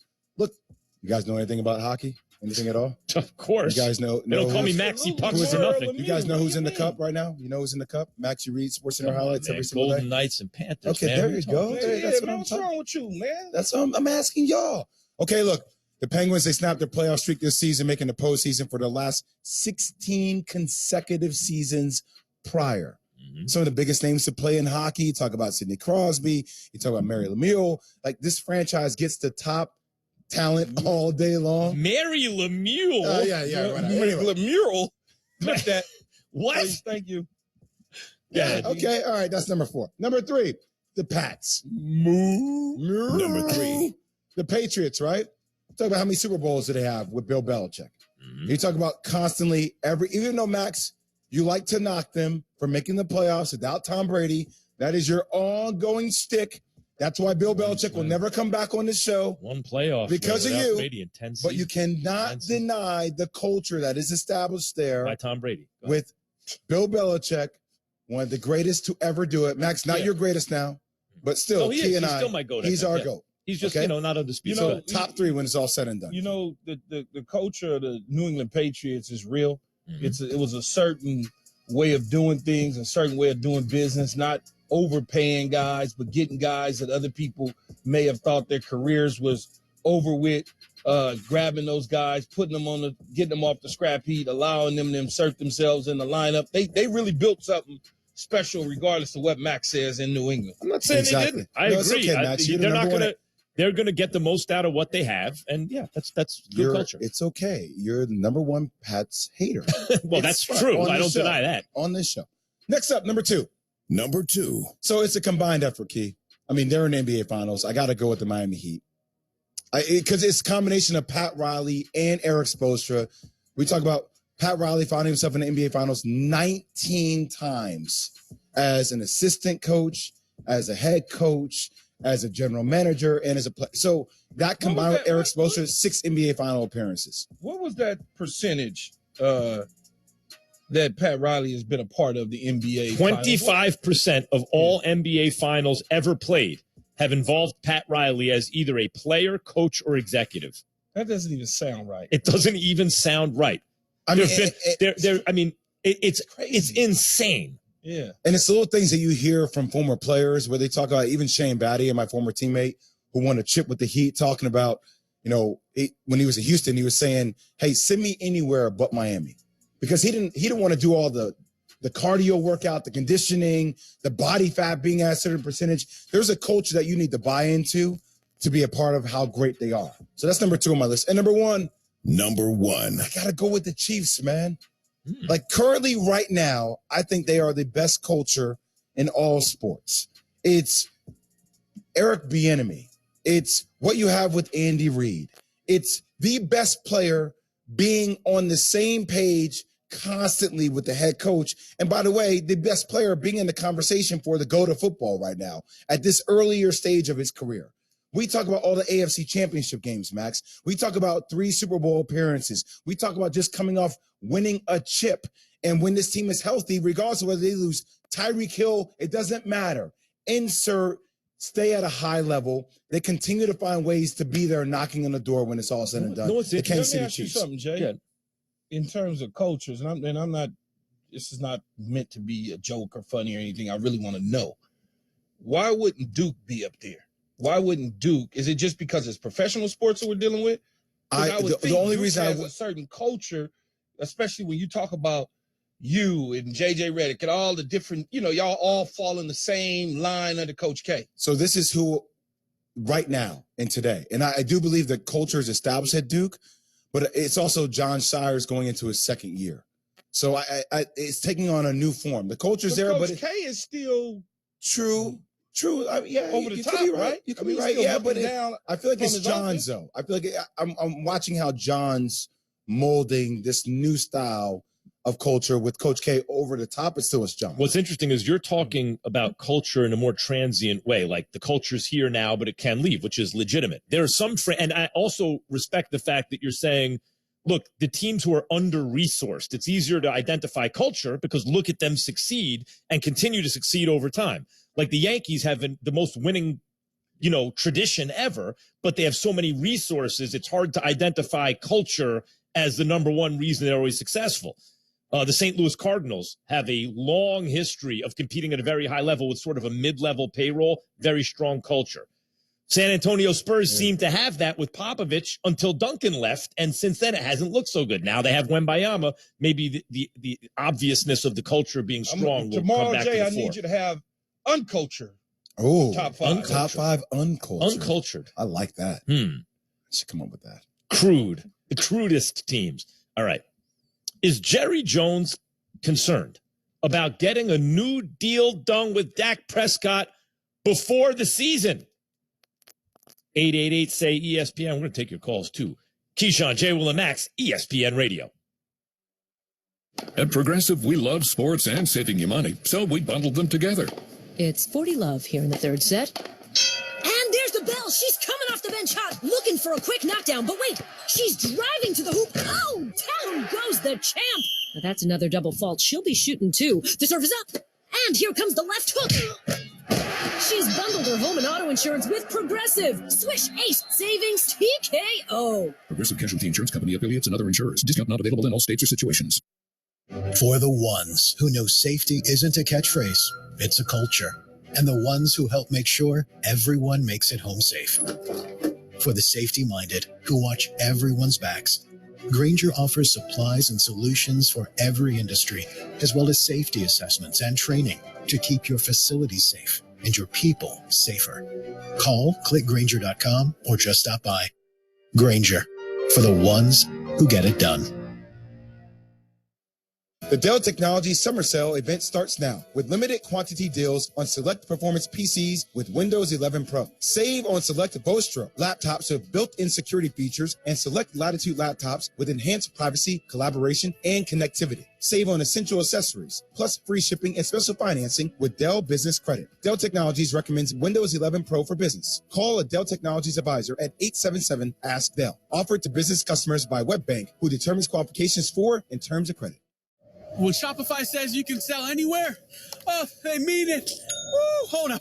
Just got a new sale. Order fulfilled and shipped. Inventory levels good. Whoa, Shopify doesn't mind if you're at sea level or on top of the world.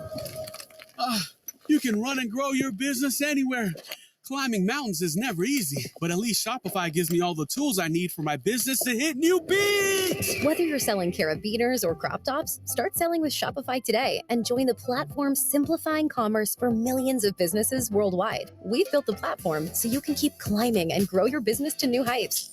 With Shopify, you really can sell to anyone from anywhere. This is Possibility, powered by Shopify. Start selling online today. Sign up for a free trial at shopify.com/play. Shopify.com/play. Shopify.com/play. Internet connection required. Not available on mountaintops or seafloors.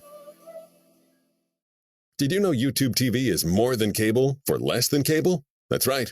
YouTube TV has no long-term contracts or hidden fees, and it even lets you catch up to the live game with key plays. With the lineup of over 100 channels, you can watch live TV like cable. Signing up is simple. Get started in minutes, and you can watch all the action of the NBA Finals live on ABC. So what are you waiting for? Try it free today at youtube.com/NBA23. New users only. Terms apply. Cancel anytime. Finally, baseball is back. Swing into the season with tickets to the action. Plus, with basketball and hockey heating up, now is a great time to experience a game.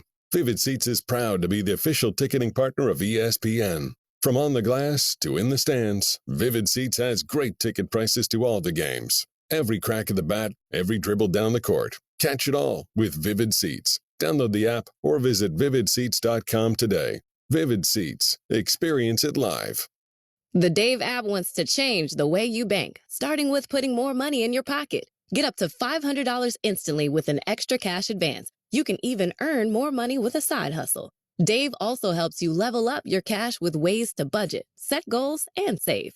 It's the banking app for smarter money moves. Download the Dave app now or go to dave.com. For terms and conditions, go to dave.com/legal. Instant transfer fees apply. Banking services provided by Evolve. Member FDIC. Netflix, Amazon Prime, HBO, Showtime. Do you feel like your streaming subscriptions are out of control? Why not start the new year off right and cancel the ones you're not using? Enter the Rocket Money app. Rocket Money organizes your subscriptions by due date and notifies you when something is coming up.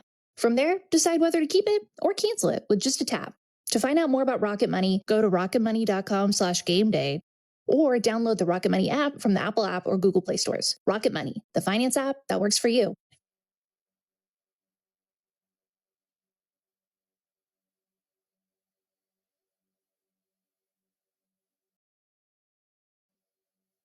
Keyshawn, J. Will, and Max. Good morning there, Max Kellerman. What voice is that? Is that your country club voice? There's a wall. So all of the past presidents of the country club, no Obamas, no Johnsons. Every country club I've been in, that has been the case. Oh, it's the funniest smoking thing. a pipe with? Where's this picture from? My club is in South Orange County, and it's heavy. You know, it's heavy. Let's just put it that. Wait, heavy what? What do you mean it's heavy? Heavy what? Leave it alone. That's I gave you the city. I got you. Now you figure the rest out. There you go. Oh, you fancy, huh? Oh, you fancy, huh? Oh, you fancy, huh? Oh, you Keyshawn, fancy, Jay, Will, and Max, we are presented by Progressive Insurance. You You know, I've been to a country club, but I'm sure I've been in one, but I've never belonged to one. I'm sure at some event, right? You've had to be. I've had to be in a country club for events and stuff like that. But at this moment, I remember You don't hang out at country clubs, Max? No, nope. You want to come over for the? So you don't go the poker games? You don't Cigars? go to the country club out where you visit quite often? No. Really? No. I mean, it's just country club. It's whatever, man. It's relaxing. It takes you away from people. It looks good. I mean, you know, if I had the time, I guess, and the access, I guess I wouldn't mind going, but it's not. I do it. I love it for my kids. My kids do the pool. You know what I mean? Yeah, all that sort of stuff. If you got a pool in the backyard, which you need your kids in a public pool. But it's community pool, man. You hang out. Community pool, same thing. No, but it's not the same thing. It's not the same thing. No, I'm not trying. It's relaxing. You go there, you have a cocktail, you eat, you chill. You don't have to golf all the time. Why not do that just at the house, though, is my question. You can. Well, I like to golf. Then you don't have to talk to people. I like to golf. So I like to bring my boys over, have cigars, and golf. That's nice. Yeah, you certainly could do those sort of things at home, but you want a social life, Max. No, I can't do that at home. Boring and not communicate with the rest of the world. Let's be honest. I have friends that are like, hey, look, I need 3 hours away from my wife. I will be at the club. Right. What's that name, Jay? Nope. Not doing that to him, Key. Not doing that to him. I mean, if you like to golf, smoke cigar, I get it, right? If you're doing something like that. And not gamble. And not gamble. Clearly, Jay is not gambling when he golfs. Clearly not. Live, and more live. And it also depends on what your club is all about, right? Mm-hmm. If your club is exclusion, stuffy, if it's stuffy and you got a bunch of old dudes that's just, that's not it. Old guys in the shower walking around, man, put a towel on. You know what I'm talking about. Yeah, stop, man. But if you got a young club that people got kids and families, right? They got bouncy houses and games. That's good. Play Yeah. That's good. That sort of stuff. Max doesn't. He doesn't care. I know what I'm talking about. Though. I like it. They've got bouncy houses and stuff. You think the kids good. Put a towel on. I'm not. I don't care about that, Jay. He's been in the shower with a lot of guys. You know what I'm talking Jay's about. placing bets on how many moles someone has on their back. Come on, Jay. Hey, look, you can win money on a lot of stuff. You'd be surprised. Stop, man. You guys are moving on anyway. So Jerry Jones did, in fact, have some things to say about Dak Prescott's. No.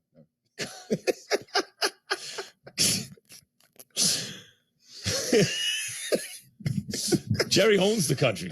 Yes, he does. He does have a country club. Of course he does. Exactly. Yeah, he's I forgot the name of it, but I think it might be like Cowboy something. But yeah, he got a course. Like on, a think Dak shows up? Cowboy. Yeah, He gets all the Cowboys players to show up, right? Absolutely. Yeah. There's events that's there. Yeah. I don't know what type of course it is, but people play it. So he was talking about Dak's, not only his contract, but his play. Here is the Cowboys owner himself. Listen to him talk about Dak Prescott and the potential deal. It is not imperative for me to wrap anything up at any particular period of time. We've got it right now to where we'll go to camp and have our year based on where we are contractually. Would you like to see the Dak extension done for the others just because of what that does? Not necessarily. And I'm not trying to give you a vague answer. It just is not a prerequisite. Pollard has nothing to do with Dak. What do you think, Key? Does Dak's contract not affect other contracts? It does not, man. Y'all, everybody, look, man. Everybody's always talking about the quarterback. You have to do this for the quarterback because they can't pay other people and this, that, and the other. It's nonsense. They pay who they want to pay when they want to pay him. It's been that way. It's going to always be that way. They understand on their board, the capologist, he understands the numbers projected out for however many years, what the salary caps are going to potentially be. And they got on their board who is most important to try and get done now, who's less important to try and get done now. They got all that. They got all the information and the intel that they need. And they know at some point they're going to have to address Dak Prescott's contract. They know at some point they're going to have to address CeeDee Lamb and Pollard and all that. So I understand exactly what Jerry is saying. One has nothing to do with the other. Although, for many years, it's been fed to the media, and the media has run with it that you have to do it like this in order to get to this type of player. It's nonsense. It's not true. Look, not true at all. But Jay, to me, what I hear Key saying is they're going to keep the difference makers and pay them, and they'll figure out how to do that. And the other guys are kind of interchangeable parts. If you lose a guy who's not really a difference maker, you can find another guy to fill him in. But to me, that's not the same thing as saying they have infinite resources. The resources are finite. And if you're Cincinnati and you can't afford to keep Boyd, let's say, because you do want to keep Higgins and you figure out a way to get that done with Chase and Joe Burrow, well, then you got to find, Boyd maybe not be irreplaceable, but he's a good player. You better guess right in the draft. You better develop that guy right. You better sign the right guy for less money who can do almost that, or you've lost a little something. So it's to me, what Key seems to be saying is, in the grand scheme of things, you're going to keep your difference makers. But damn, you bet you can't get the details wrong after that once you pay those guys. But also, I want to see how my difference maker performs with Mike McCarthy running the offense instead of Kellen Moore. I want to watch what level that Dak can rise to. Considering I have him for this amount, this is we can't forget, guys, this is a big year for Dak. It's a massive year, is it not, Max? Do you not look at it like, Key, we've removed Kellen Moore. He's now in San Diego, okay, with Justin Herbert. We'll see what happens with that relationship and Brandon Staley. But also at the same time, watching Dak now that Mike McCarthy has full reign of the offense, we know that he is the guy. We surrounded him with some pieces. Now I want to see what he can do with these pieces and more additive pieces as well. You look at the Cowboys. Here's an example, Key. Gallup, right? If Gallup stays healthy, if they get that slot right, they're going to have a lot at receiver, right? But now there's a guy, DeAndre Hopkins, on the market who wants to get paid. Given what Odell got as a guy coming off injury and everything, okay, you think I lost a step, whatever else, DeAndre Hopkins still going to be like, pay me. Imagine him in the slot in Dallas. That's much a big catch radius, sure-handed guy. Yeah, but they move their interchangeable parts in terms of CeeDee Lamb and Michael Gallup that play inside, and they just got Brandon Cooks. Yeah, right? Got speed. But I'm saying, CeeDee Lamb's going to be good. Cooks is going to do his job. The question is really Gallup. Can he stay healthy? When he's healthy, what will he produce? I think with DeAndre Hopkins, the question as to what you can depend on him for is already answered, right? So Hopkins but D Hop is more of an outside guy. Yeah, but he could be moved inside. But he's more of an outside guy. You wouldn't move him inside on the Cowboys? He could play inside if you needed him to. But he's more of an outside guy, and the number is a lot. Right. This is what. Wait. Stay right there. This is what I'm saying. Gallup might turn out to have a better season than Hopkins if he's healthy. Who knows, right? Given their ages and everything. But a team might look at Hopkins and go, you know what? That's like a sure thing for me. Man, if we had him, we'd be straight. Yeah, Buffalo, Cleveland. Not everyone can afford him. You know why? You have to pay the quarterback. You have to pay this other thing. It's not paying the quarterback. It's the room. When you are tying up $30 million a year in CD Lamb, because that's what he's going to probably demand and get somewhere in that number, somewhere around in there. Then you tying up whatever Cooks is on the books for, which is, I think is about 16, 17, 18 million dollars, just slight of 20. Right. You're tying up money there. Then whatever Gallup makes. Now you bringing in a DeAndre Hopkins that's, I don't know what the hell he's going to make, but it's a lot. It's not going to be. It's over 10, let's say, right? Yeah, it's going to be OBJ Odell, type money. Yeah. That's a lot of money, Max, for one room. So forget the quarterback. I'm not paying that room $70 million to catch 7 passes in a game. But even if you want to break it down by room, it still comes down to you paid Peter, you got to rob Paul. You can't pay everybody. It doesn't work. It doesn't work like that, Max. I don't know how many times I have to drill you in the head. They're looking at the room. Okay, let's say look at the room. So you paid CeeDee Lamb. You got to pay this one, pay that one. Now you can't pay DeAndre Hopkins. No, you can't. It's not that you can't. They're not going to for the room. Now, quarterback is different because there's only one starter. That starter gets $50 million. That backup gets $4 million. The backup after him is at $800,000 or $1 million. So you're saying the way only 3 of them. The way they conceptualize it, it's by room, call it room. Yeah. And quarterback room is X, and they understand this is the market for it. With the backup, we're going to be in all in for X, and that doesn't affect the receiver room, which is going to be at Y no matter what. Man, you got 6. You got 1, 2, 3, 4, 5. Most teams carry 4 to 5. Depending on if a guy plays special teams. Then you got a couple on the practice squad. So you tying up a lot of money in one room. It's almost like when you look at the offensive defensive lines, the tackle gets the money. Then from there, everybody else, because that's why Jerry. So many. That's why Jay, I understand what Kia's saying now. That's why Jerry can legitimately say, no, this doesn't affect that because this affects the quarterback room. That affects the receivers room. Absolutely. This affects the O-line. Yo, Kia, explain something to me real quick because I know we only have a couple of seconds though, but how much faster does Dak need to get the ball out this year as opposed to what last year? I don't know what his delivery time is, but you typically want to get that thing out in 3 if you can. He holds the ball a little bit long sometimes, and I don't. Without just looking at the film, is it the receivers are not getting open? Is he not seeing it clean? It just depends on what's going on. Is the offensive line breaking down where he's got to scramble all of a sudden, so he's holding on to it?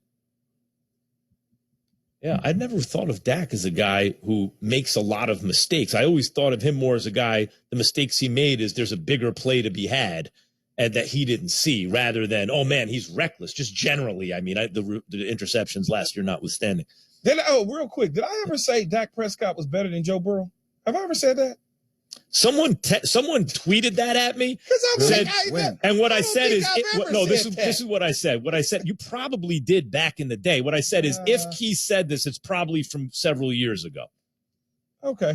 Right? That would make sense if Joe Burrow's rookie year or something, All my friends and different people oh man, they said, I'm like, what? I think you had Dak top 5 a couple of years ago. Yeah, and Joe Burrow was just getting his feet wet. What was wrong with that? Yeah.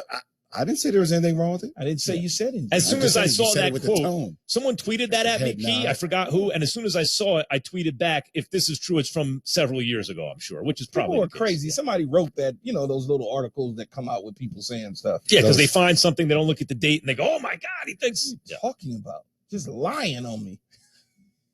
What should the expectations for the Cleveland Browns, a team that Key feels is getting too much hype, and I feel maybe not enough. What should the expectations be heading into this season? Jay is trying to make me think he has something to read, and I'm going to go ahead and say he has nothing to read. KJM. Greeny. LeBron is definitely not retiring.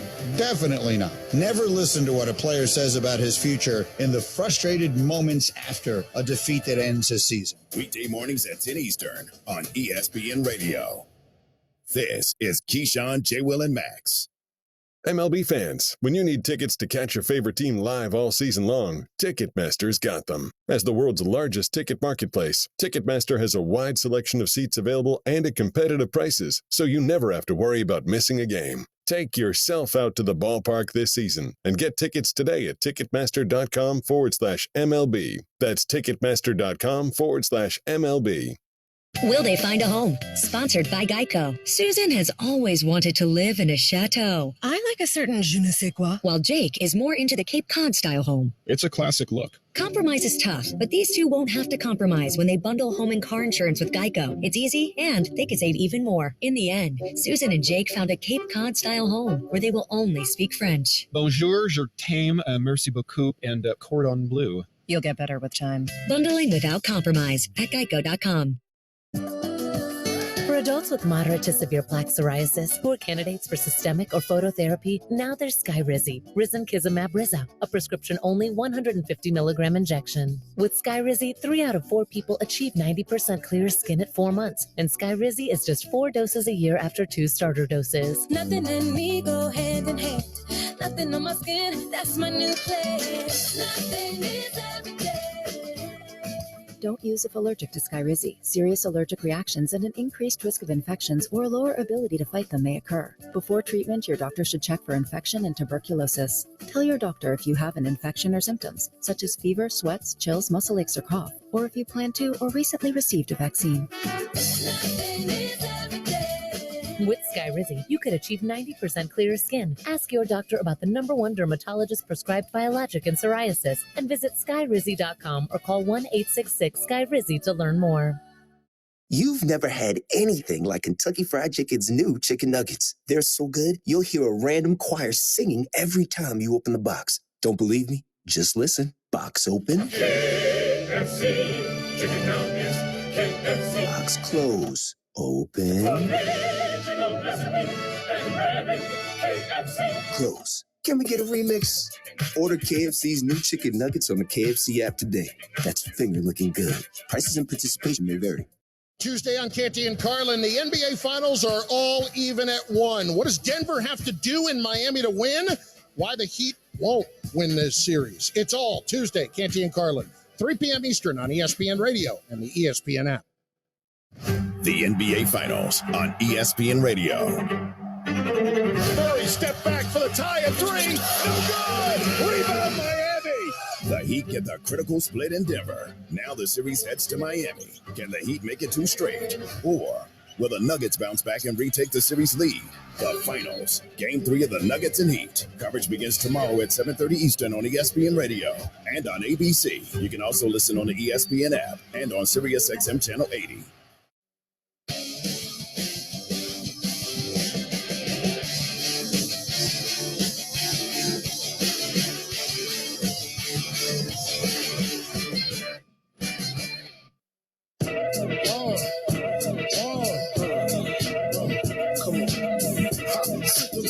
Papa twist cabbage on instinct. Don't think gators. My Detroit players. Tim's for my hooligans in Brooklyn. That's dead right. If the head right, Biggie there, and I. Papa been school since days of under. Keyshawn, J. Will, and Max, we are presented by Progressive Insurance.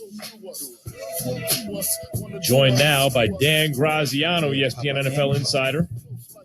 The Grizzazzo. That's the worst, man. Yeah, that was B-Rap. not your best work. What's up, man? The Grizzazzo. Yeah. So it's interesting. Key had this overhyped list going into this year, and the Cleveland Browns popped up on it. And it was interesting to me because overrated, underrated, overhyped, underhyped. It's like you got to put your finger in the air, see which way the wind is blowing to really because I felt like they're being undersold. Like, wait a minute, if Deshaun Watson gets back and Stefanski went to the playoffs with Baker Mayfield, then why aren't we talking about the Browns? What are your expectations for the Browns? It's funny because we were talking about this on Get Up this morning. We were just talking about it in the meeting. I don't know what to like. It could go either way, right? And to the point where I was like, I'm trying to decide which side of it to take. Well, let me check out their strength of schedule, 16th, like right in the middle. So like, there's just no way, right? So I think if Deshaun Watson is 2020 Deshaun Watson, then it's a dangerous team. But I don't know that we can assume that's going to happen. I mean, we can believe it's going to happen, and certainly the Browns do, but it's been a couple of years. He didn't play at all in 21, and we all know what happened last year. So I have to see it before I buy it. I think, Jim Schwartz as the defensive coordinator, that's not nothing. I think that's important. I think, that side of the ball should be better. It was a disappointment last year, and they went out and tried to fix it. But yeah, I think so much rides on the quarterback. And it's just such an unknown at this point. It's just been so long since we've seen him perform at a high level. We know it's inside of him. We know he can do it, but what if he's just a little bit off from where he was, in 1920 when he was great for Houston. And if he is just a little off, then they're probably going to be bad. But I'm projecting, and they're one of whatever 6 or 7 teams that that doesn't mean they're the most overhyped. They're just on the list, and I don't remember exactly where they were on the list at. But when you look at it, though, Dan, Jim Schwartz coming over and being the DC is a huge boost, right? Because we know his track record as a DC. Not only that, if they get DeAndre Hopkins, because they obviously are trying to through Deshaun, if that happens, it takes them to another level. Everybody all of a sudden says, oh my God. You assume he's going to come back and be okay. Last year, well, because he was always good. Yeah. He missed a year. You typically, and not because of health issues, he missed a year because of his off the field deals that he was dealing with. So he's still playing with that hovering over him. So I'm thinking, okay, this year for him, mentally, he's back in it. So I think that when you look at it, a lot of people will probably think the same way, and their schedule, that they're going to be a much better team in fighting for that division. Dan, can I ask you something? Because when I felt the same way about Deshaun Watson, he took time off. He was out because he couldn't play, and he had off the field issues, and they were serious. But he wasn't hurt. But I hear more and more that there's some concern. Is there some concern for him physically? I have heard something along those lines. I can't pinpoint like what injury he'd be coming back from, right? Yeah, so, I don't know. I have no idea. But I think the idea would be like stuff that happened early in his career that maybe took a toll. But again, the last time we saw him play a full season was 2020. He led the league in passing yards. So look, I don't. The other thing with the Cleveland Browns is, like, could they be a playoff team? Could they be a good team? Sure. Can they be good enough to win the AFC North? Can they be good enough to make noise in the AFC playoffs? I mean, we're talking about a different kind of level right now.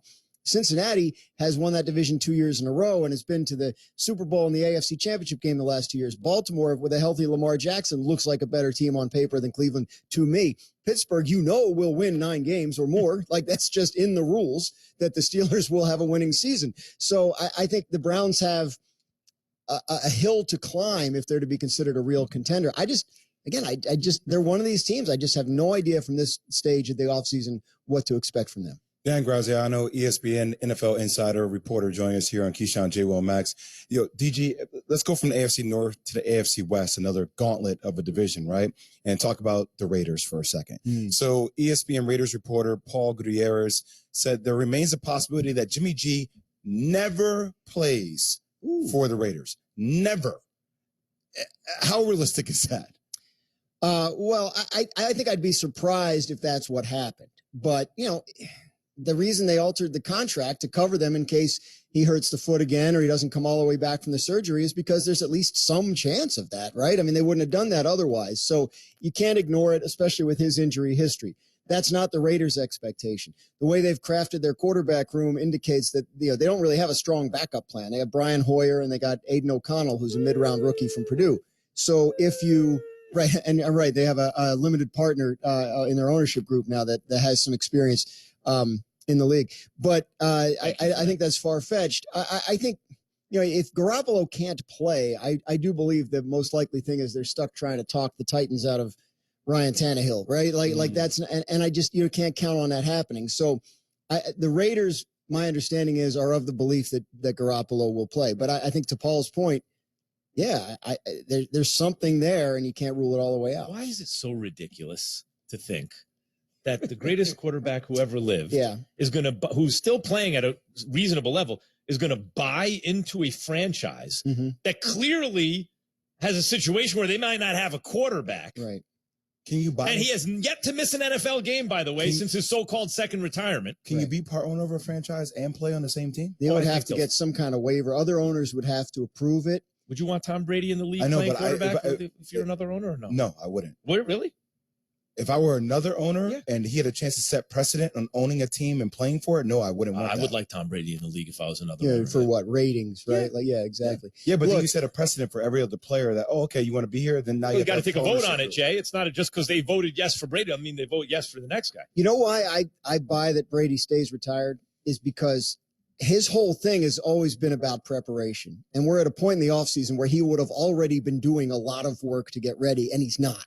And I don't know that Tom Brady would trust himself to just sort of jump into the mix in August and start from scratch at that point and get ready to have a season that would meet his standards. That's the reason I buy that he's retired. Did you see him run around last year, Max?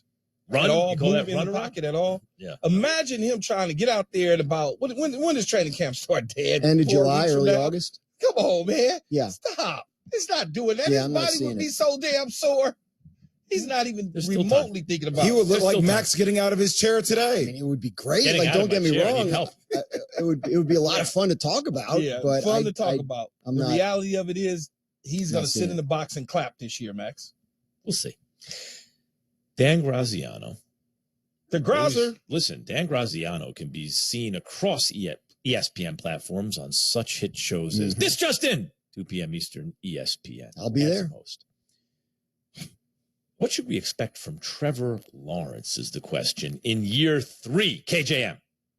This is the first time in a while I haven't been learning a new offense. So that feels good having that and being able to focus on little parts of my game. Ended the season last year is what we got to see to start the season, right? And just continue that progression with him. And he's, again, the key to the offense and makes it work. More Keyshawn, J. Will, and Max. Next. Yo, yo, yo, what's up, party people? I'm Julie Foudy. And I'm Lynn Ozawi. We host the ESPN podcast Laughter Permitted, where we have candid chats with trailblazing women in sports and beyond. We've talked with goats like Billie Jean King, Simone Biles, Mia Hamm, Sue Bird, Candace Parker, Michaela Schifrin, just to name a few. So grab a donut or 500 and check us out wherever you get your podcasts. And a huge shout out to our presenting sponsor, Ally, who has supported us since day one. Discover credit cards automatically double all the cash back you earn at the end of your first year, which means, wait, hold up. Question for the audio engineer. Go ahead. Did I read that right? Discover automatically doubles all your cash back? Yeah, that's what the script says.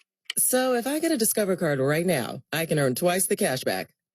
Apparently. Wait! Unlimited first-year cash back match. Only from Discover. See terms and learn more at discover.com/match.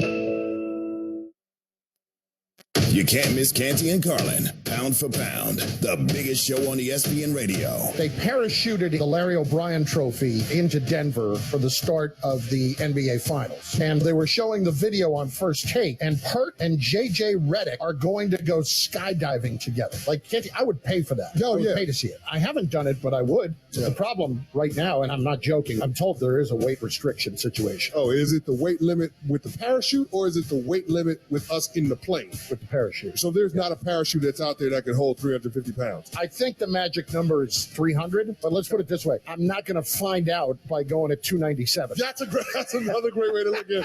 I'm right at 298.7, so I can go. Yeah. No.